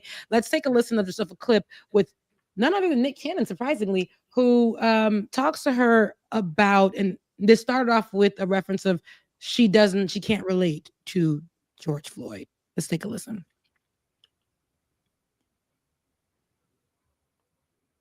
Don't. Like, you have something in common with George Floyd. I know. You are a Black person in America. That's a location.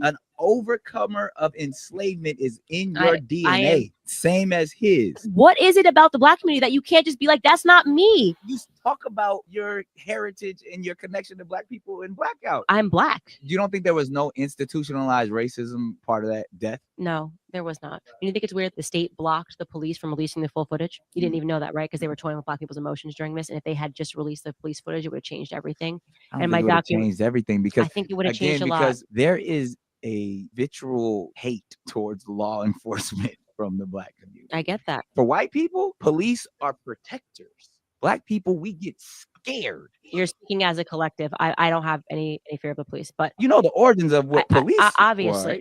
And I'm just saying that. I don't want to speak as a collective. I don't have fear of police. I just want to be my own person. I think for Black people, it's very triggering from when someone's just an individual, and I'm an individual. No, I respect that. And you grew up in a privileged environment where you don't have to fear the police. I didn't grow in a privileged environment. I'm saying I don't fear the police. I know.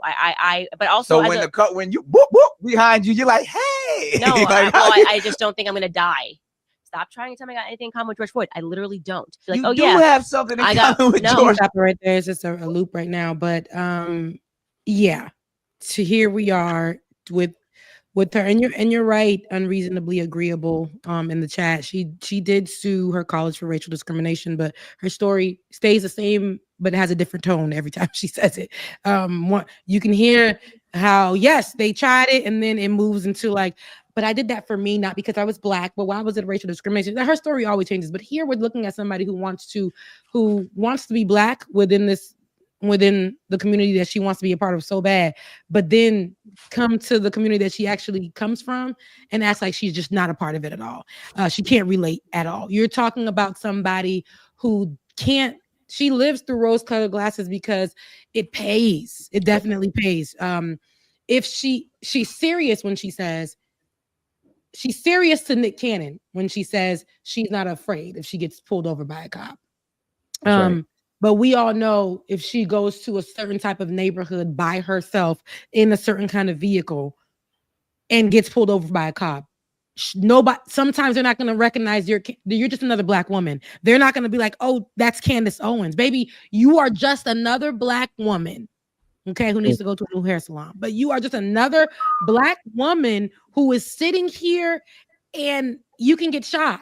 Anybody can get it. Anyone who looks like you can get it. We will put fear into you. We will make you like Sonia Macy. We don't give a damn. We don't care. But she doesn't understand that. Like, it's great to act because the more that you act in spaces like this, especially with, talking to Nick Cannon or going to the Breakfast Club, which are the Blackest places to have these conversations right now. Oh, my wife. It's they'll go there, they'll have these conversations, and the more white people who watch it, who hate watch these things, will hear her and be like, well, you know what? I like that one. She's a good one. That one, but Candace Owens said it. Well, I watched Shaun King, and I like Van, and all of these people who got paid a check or something. Van, he's good for life after that. After being a good Black to Jeff Bezos, he's paid. Yeah, he's paid. So these type of people, they get in this space, but Van, he can get back on CNN any day because he's their Black person, their go-to Black person. And no, it really is, and it sucks because he'll cry because Kamala didn't win, but yet you are somebody we watched in real time say things that did not help the cause for years. So, sorry, Ben, go ahead. Oh no, I was listening, but no, that's facts, because what they represent is the acceptable Negro, the people who are going to do and say whatever, and Van and Shaun are on one side of the spectrum as well, and then Candace is on the other side, right? Because even in progressive spaces, you and I saw that as long as we said what they wanted to hear, they would love on us and they would give us opportunities, right? But if we ever said something that was authentically Black that went against what they were comfortable hearing, they shut us down so quick. You remember how they did it, right? With Candace simply cannot speak any truth about blackness because she will lose millions. She won't only lose millions, she'll lose her husband, right? She is married into white supremacy. She's married into white imperialism. And so she is held hostage. Don't get me wrong, she's making a whole lot of money off of it, right? She's building her white generational wealth because of it. And so she has multiple incentives to never speak about the truth about the black community because she gets paid to speak the lie.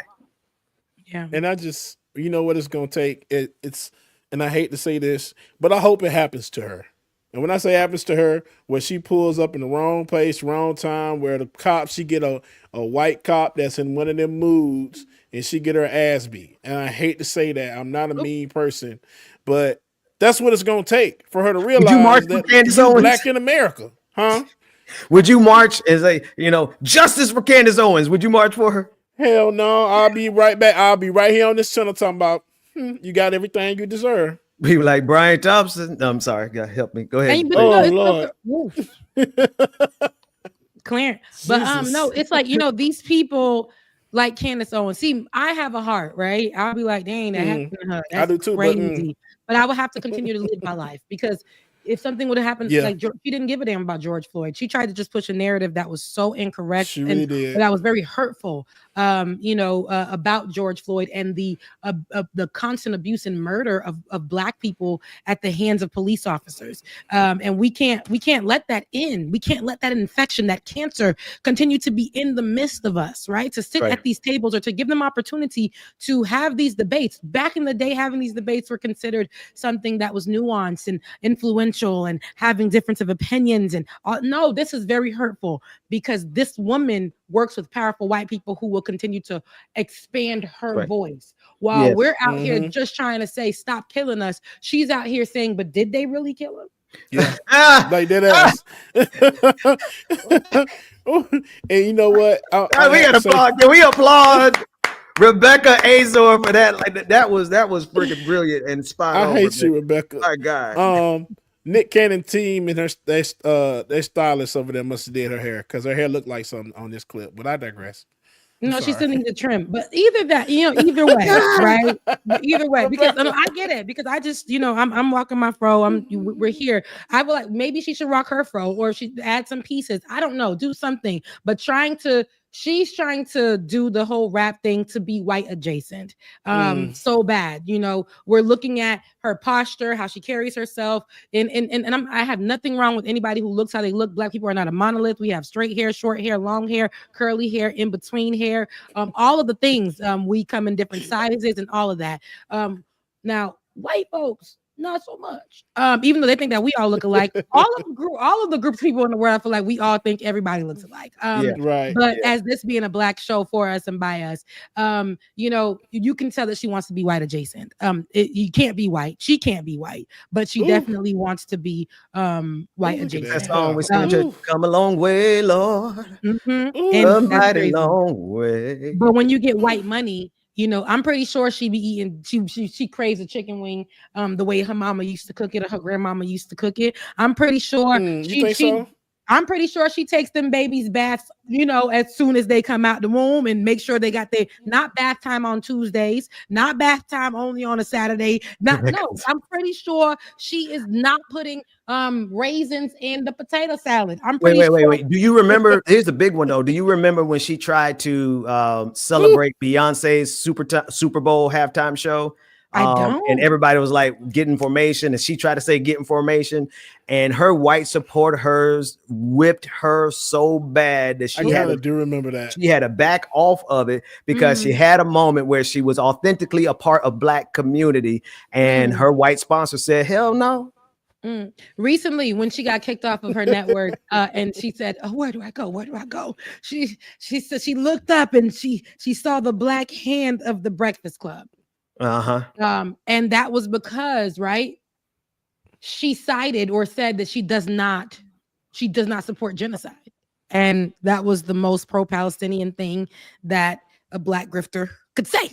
And she went over there and talked to the Breakfast Club, and they were like, man, after all the lies she was saying before that comment and after that comment in their conversation, They was like, you see, she does not support genocide. Like, y'all always be on her back. But this is like, again, I compare that to the moment when Liz Cheney said last minute that she denounced Donald Trump. Girl, wait, Right. baby, you 90 something percent of the time you voted for that man in so many different situations and scenarios. And here you are coming in last minute after making every dollar, buck, whatever, after supporting him and all of the things for Donald Trump. Now you come out last minute and everybody thought that I should really get on my knees for you, Liz Cheney. I will not. Get that comment from unreasonably agreeable. Because when you bring it up, when she is anti-genocide because she's anti-Jewish, right? She has a very different type of. She's like not Nick Cannon, but Nick Fuentes.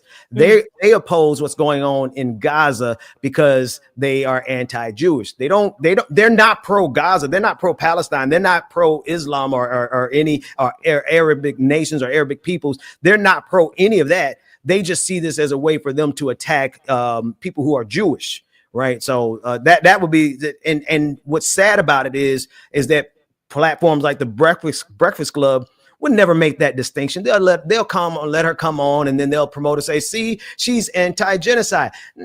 And no, she's not anti-genocide. She's just anti-Jewish, right? It just so happens that Israel is the one committing this genocide. But let that genocide go to somewhere else, right? To some people that she don't like. She'll sign off on that genocide all the same. Yep. Absolutely. And that's what people need to understand. Like, just because they said this one little thing does not mean that now we got to invite her to the cookout. Some people are still going to be nasty just because they said this one good thing. I don't give a damn. There are some things that I agree that Dr. Umar says, but most of the time it's very problematic. I will not let him into my home. I will not let him, nothing. He may be funny at times, but most of the things that he says is problematic. I will not allow it. I just can't. She has done so much to our community. That's why I still question Omarosa to this day. Did I like her for entertainment purposes? Cool, great. But Omarosa can't get nothing from me. Baby, you was over there until they had you in the front on the lawn screaming about how you made this White House and for Donald Trump when you were hired on in the beginning. But then he had you on the front lawn. There's not nobody else that he's hired that can say that they were on the front lawn screaming for nothing. Then white folks can't say that. But your black behind, he threw you out like a field slave. So have nothing for it. Had it in the house first and then just say, hey, get your ass in the field. And that's exactly what happened. Hard ER. And so anybody who support Donald Trump, especially in this day and age, when you had an opportunity from 2016 to now, and you voted for Donald Trump. Yeah.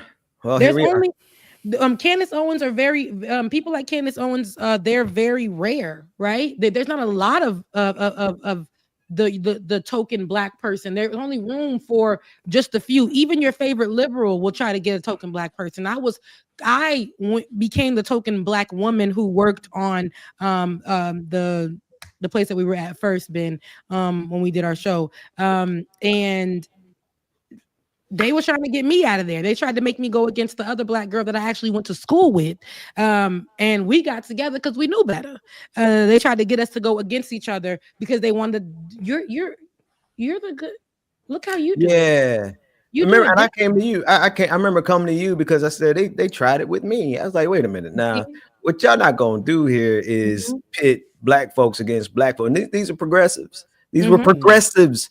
Listen, y'all. I'm just gonna. I say it. Listen, whiteness is whiteness, and if you don't reject it, it's in you. It's how the system has raised you. It's how the system has groomed you. And I was those cats over at the Vanguard. My first time ever being on their show. But while I was listening to the rest of the show, I heard them dissect white supremacy so perfectly about how it's a structure, it's a system that you benefit from. Doesn't mean that you're a white person, you don't have a hard time. It just means that you're a white person who benefits from the society. And I'm like, I need people to get that. What they just said, I need folks to get that.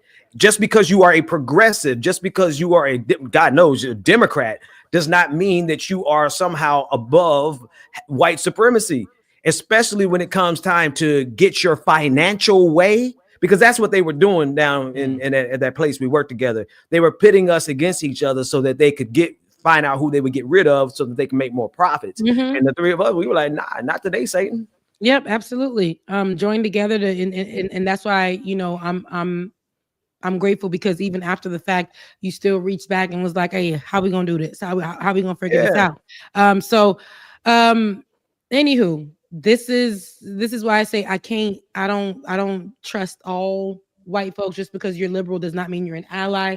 I've watched it, I've heard conversations. That's why if you really talk to, and this is no offense to my white brothers whom I love so much on the leftist mafia, we're in two different worlds at times, outside of the general news that comes about politics. They'll be talking about something I hardly know anything about, because that is not something that a Black person would care about in the liberal space. Yet the liberal people will make this such a big thing. And I'm like, y'all worried about that when this just happened over here. And this is a bigger deal, right? For Black people, or this thing is going to affect us. So we're in two different worlds. I love how I listen to them and they educate me on what's going on, and and vice versa. This is how we can meet up and really get together and have these deeper conversations from different points of views, different places, different experiences. However, when I get online and I see what these same people who were considered liberal, some of these same people who were considered liberals, and some of them Black people too, but most of them white folks, the way that they're outraged for things that happened in 2016, that happened in 2020 has dissipated. They are just like the rest of them. They utilize all of this outrage, because now Jackie Aina, who is an online influencer, a huge one, for makeup, fashion, lifestyle, she pointed this out, that how transphobia has now come back to being something that is so normalized. Boxing is now something that has come back to be something so normalized.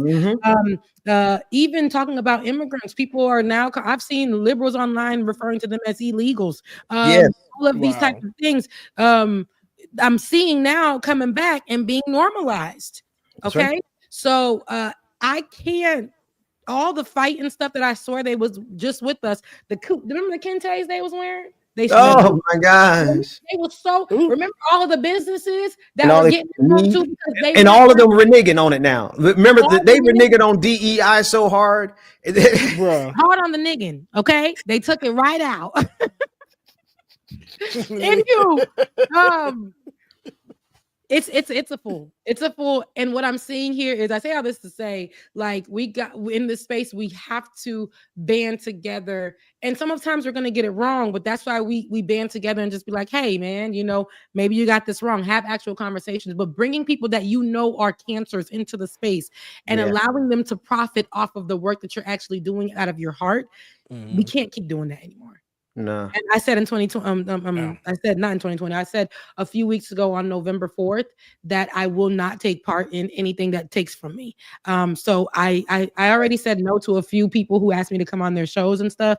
I'm not doing it because I know why you want me there. I know why you want me there, and I'm just not going to come. Y'all save yourselves. Find another Black person to do it. Okay. Right. Anywho, in this case, I love how we didn't have to put our hands on anything for the Greyhound in the Sky, right? There's been an issue with airline fees. We understand that for years we've been dealing with airline fees when it came to flying. It just was so expensive at some point. Then COVID came, and the only people that were actually giving us an all experience flying type of thing was Frontier and Spirit. They were like, oh, we open, everybody closed. Bring your coughs, bring your mask.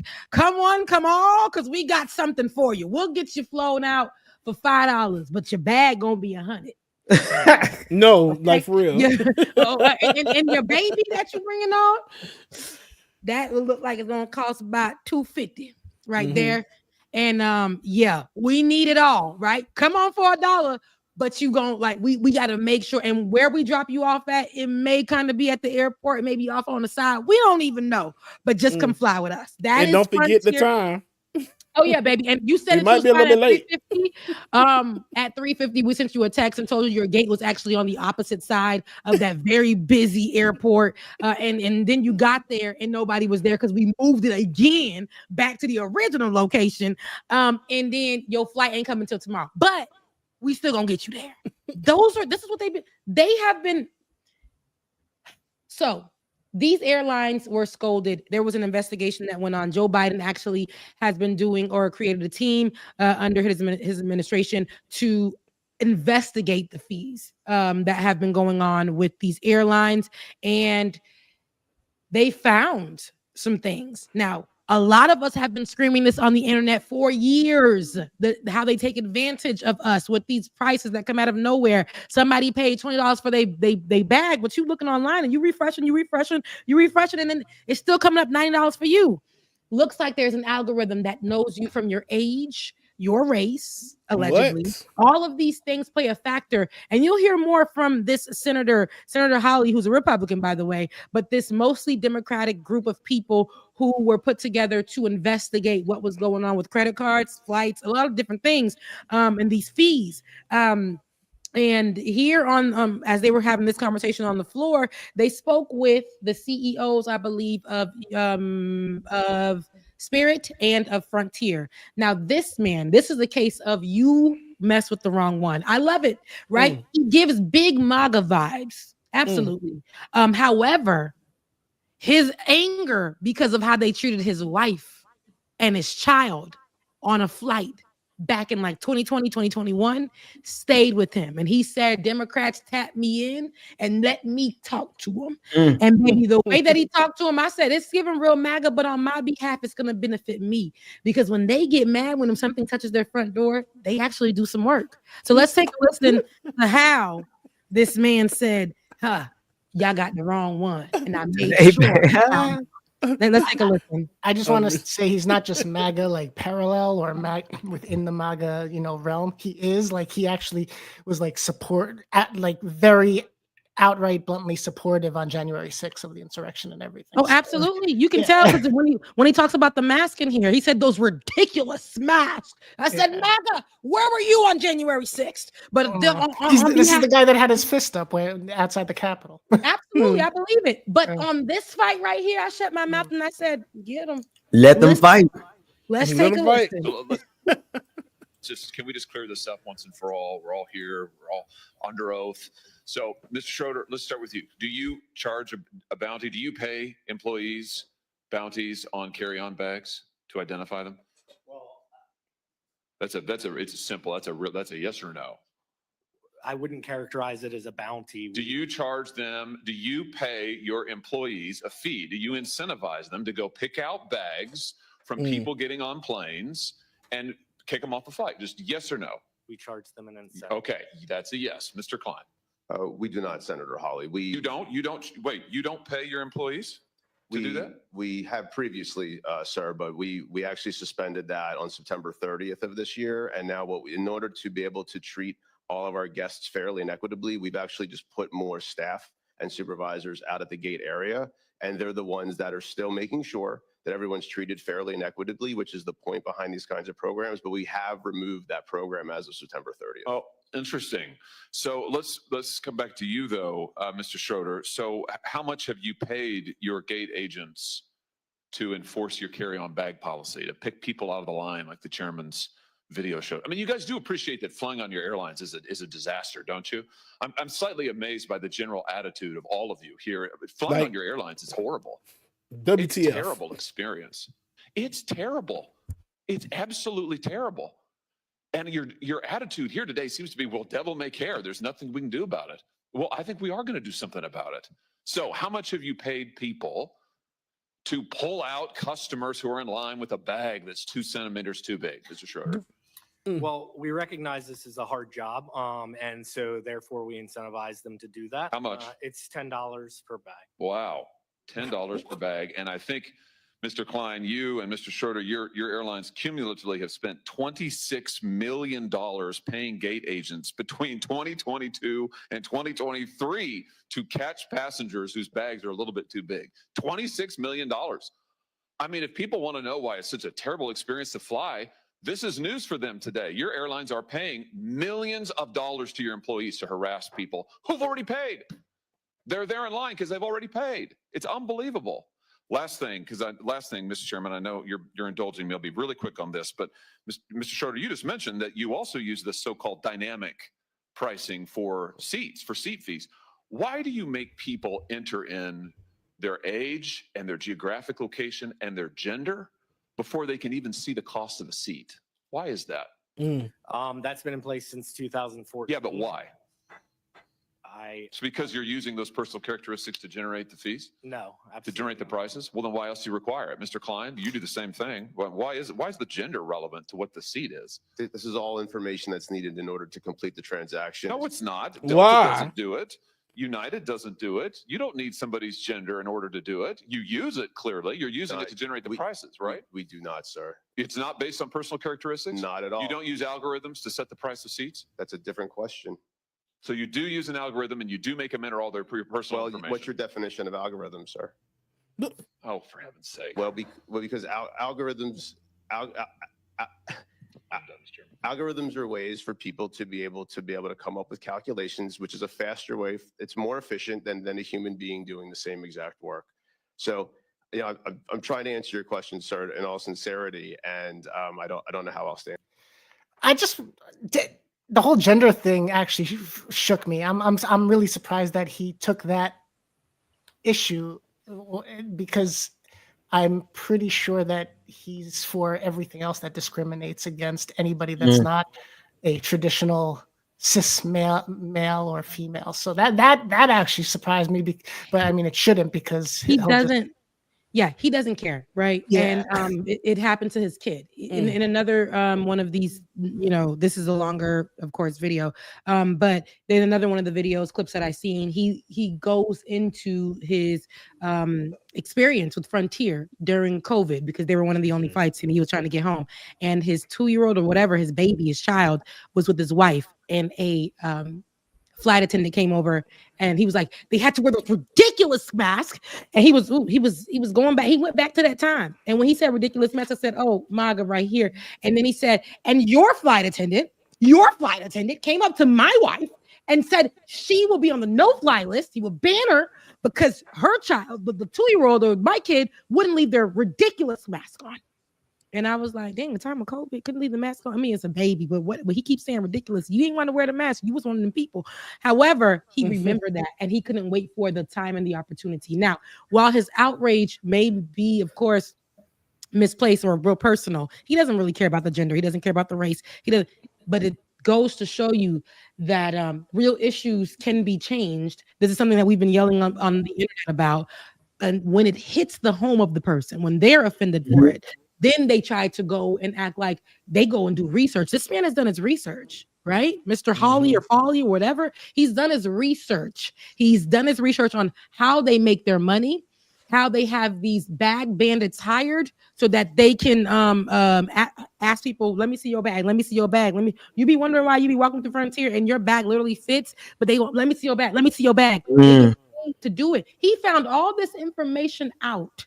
Okay, he's found all this information out. He got facts about the numbers and the money that they have raised, like everything, right? Over preying on people because of their age, because of where they live, because of their economic status that they do find out from the information that you provide, right? I can't understand how my brother was paying a bag for this amount and I was paying the same for this amount. I can't understand why the same flight on the same day that we purchased at the same time had a price difference. Okay, so with that being said, I don't give a damn why he upset. It's actually going to help us who have been screaming online for years about the abuse, right? And the greed of these airlines. So his outrage and what happened to him personally, it sucks that it had to take this, but this is probably going to get us some kind of change. Hopefully it does, because I remember being in line at Spirit and somebody just randomly pulling me out because of my book bag. I'm like, bro, I know this book bag is going to fit in this thing with no problem. So why are you pulling me out like y'all are trying to make me pay for this bag? Yeah. So the whole time it was a plan for them to, well, how did they make you pay more for the bag when they pull you out of line and you had to check it, or did sometimes they make you pay more? Sometimes they make you pay more. I've seen my brother get pulled out of line to pay $100 and something for a bag that was this big. And because you got to See? get on that flight, you gonna either leave the bag or you gonna pay it. I've seen people leave their bag. I've seen people put so much clothes on them. So that's why I said I'd rather pay that $30 to check. Listen, if you check your bag on the plane, it's just as much as if you check it underneath the plane. I'm talking about them little personal bags you got to carry up and throw at the top. They will charge you the same amount because it's almost like a luxury to have your bag on the plane. Right? It is literally, like I said, while they call it an Airbus, well, it's a specific Airbus in the sky that it is. Unfortunately, I can compare it to Greyhound. Greyhound at one time wasn't what it became, but that's what happened. Frontier, you know, I remember riding on Spirit for the first time, and the further back you got, I think they changed that up now, but the further back you got, the tighter the seats were. Me being a taller girl, a girl with longer legs, of course I can squeeze into any seat. I'm a slim girl, but my knees were literally hitting the back of the chair. The further back you got, they made it feel like your ticket gets you this seat. And they've since changed that because I haven't been on a Spirit flight in that manner where I had to deal with that. But it sucked. It really sucked. And I've seen where I've watched them throw not a care in the world. They have no good reputation. You go into the airport, they have both of these airlines in the corner of every major airport. They're in the corner. The seats are torn up. It smells like cheese for some reason, like a Denny's restaurant in that corner. They make it so that the experience, and I wouldn't say for Frontier more so, but for Spirit, they fight on these airlines. There's no, it's way often. You'll see more videos associated with negativity in that airline. They talk back to you crazy. You try to question why they're charging you and they're telling you, and it's like, hold on. Like, why am I flying this flight? They don't update you on anything until last minute. And then the moment that you try to complain about it, you can't even really reach them. Or they'll tell you, well, in the fine print when you book this ticket. Yeah. So hopefully we get some change on that. I don't support this man, but in this day and age, I don't support Donald Trump, but he's our president. So let me tell you something. Whatever changes we can get that means something for us, y'all handle it, y'all deal with it. Okay. But this may do something for us. This may not. But the only reason why this man is mad is because his kid and his wife were affected, and he's using his white powers that be to make something change. Yeah. I just want to say, Sabina, we have that in the U.S. in Spirit, or had. I don't know their condition. I know they filed bankruptcy, but Spirit was that. The money, capitalism is their bottom line. Anywho, we're at the end of the show. It is 1:05. I know you gotta go eat with the babies. I know, Bubba, you gotta get out of here. Your birthday is on tomorrow. And I'm out of here. I know a lot of people were questioning why they can't give a super chat. They can't give a super chat because they demonetized my page again, saying that the content that I am posting, which is this show, Leftist Mafia, is not mine. They don't identify me as a person on the show, although I am a host and on the intro of both shows. But they're saying it's not me, so they have demonetized me again. I am sick of it. They don't demonetize any of my other people that are on the show, any of the other hosts or anything like that. And maybe because, as David said, maybe I'm a smaller channel, but I have talked to people who have smaller channels who do the same thing, but white, and they don't get theirs demonetized as much as I do. So the algorithm clearly did this one because it didn't come with a message. It just came with the you keep posting up other people's stuff. And it's my work. It's me live on both shows that I'm a host on. So I'm no longer monetized. So the money that I did raise, which was my rent money, is locked up and locked away. I can't get it, and it's just lost. So yeah, terrible. Girl, we gotta get some details on that so we can hit some folks up at YouTube and hit them up on Twitter. Yeah, for real. That's what Mike said. Go on Twitter. Oh, you did speak to Mike. Okay, good. Yeah, because I remember he lost his monetization seemingly randomly, and he had to put up a whole tantrum and create a fuss over it. Yeah, you gotta make a storm. just a warning to the audiences in case you don't watch every week. We may, and we'll give warnings. We have to talk about it more, but we may start only streaming to Rebecca's channel and Like It or Not's channel, and stop on the Benjamin Dixon channel for this reason. But Ben's like, yeah, somebody told me that. When did we discuss this? I actually said it in the private chat when Ben was waiting for us to go live, but he missed the. I mean, if that helps your channel. No, but I just want to be able to do what everybody else does and not be limited because there's just no reason, right? I just want to be able to do what. I mean, no, that's fine. That's totally fine because if that's what we need to do, but we also need to hit the ground and make them release your funds. Yeah, if there's money sitting there. They say the money just sits there. It doesn't go nowhere, and that's it. You don't get it. Yeah. Well, listen, while we're here, let's do this real quick. David, how many people we got watching us now? What's the little red thing say? Including the Twitter bots, 809. Without 809. Them, we'll take Twitter bots. Twitter bots know how to run a Cash App too. So okay, 809 people. That means at least 80 people here today and contribute to the cause. Put up the Cash Apps for the team. Leaving mine out, obviously. I don't want you to send David, put up my mama's David just in case. So we got Rebecca, shout out your Cash App. My Cash App is Becca's Voice. That's BECCASVOICE. I'm actually on Patreon as well. Becca's Voice, I can get it immediately, which is very helpful. Becca's good. Voice on Cash App. Just made a Patreon. It's Rebecca Azor. Just go ahead and find it. It's going to be me in a white top and some denims. But definitely Becca's Voice on Cash App. Appreciate you. Yeah, I'll send over. So 40 of you send over at least $10 each to Rebecca Azor. And then the other 40 of you will, well, actually, let me do because David's there too. So we're going to do it by 3. So let's say 90 people, 30 each. 30 of you send Rebecca $10 each on Cash App. 30 of you send DJ Exclusive $10 each on Cash App. And 30 of you send our producer who's injured and he's in the background. He's in the background doing the show with his neck like this. With his neck like this. Come on now, y'all support really these people doing the show. We get 30, $10 each. Come on, y'all support the team. Keep them going. Keep the show going.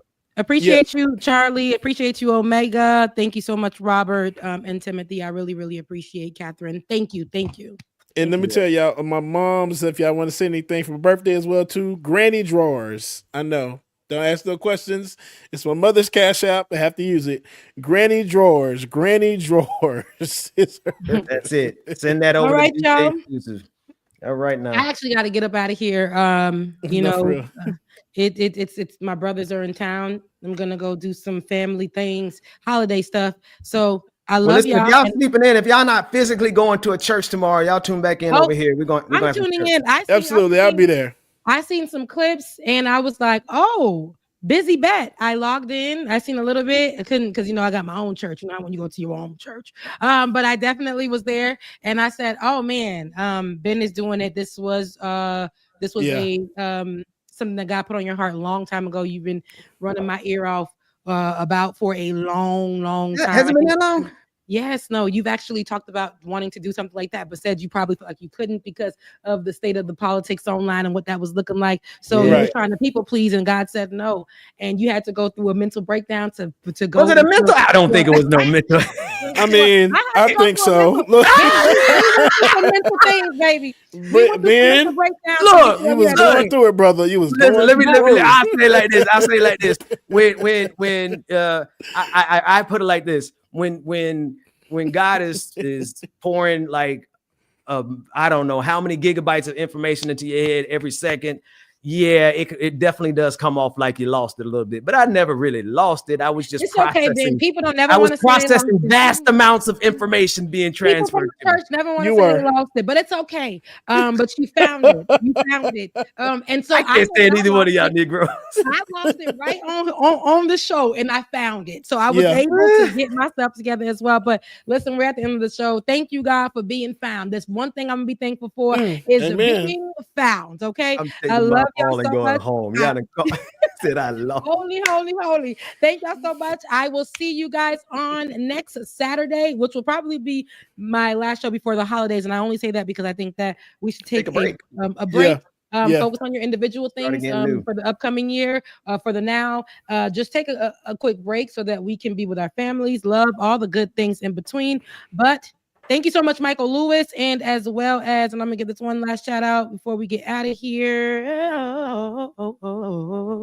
I think it was Rebecca, you got to lead praise and worship for me. Go ahead. I want to. One day I will. I told you, Ben. I am with it. Lisa, thank you so much. I love y'all, Ben. I am down to lead the praise and worship. Thank All you so right. much, Sarah. I see y'all. Bye. Love y'all, mean it. Deuces. Work that we're doing here is not going to stop when it comes to these type of discussions. It's going to be for us and by us here on this platform when the media is telling us to look the other way. Your support is what helps us move forward. Join patreon.com/like it or not. Help us grow. Like it or not, y'all. Y'all know what time it is. It's time for like it or not. With Rebecca Azor. Let's start this damn show. Yes, it's time for like it or not. With Rebecca Azor. Let's start this damn show like it or not. Rebecca Azor is in the house. You know she got a funny story to tell. Talking politics, culture, a real life ish. I live in life in the ATL.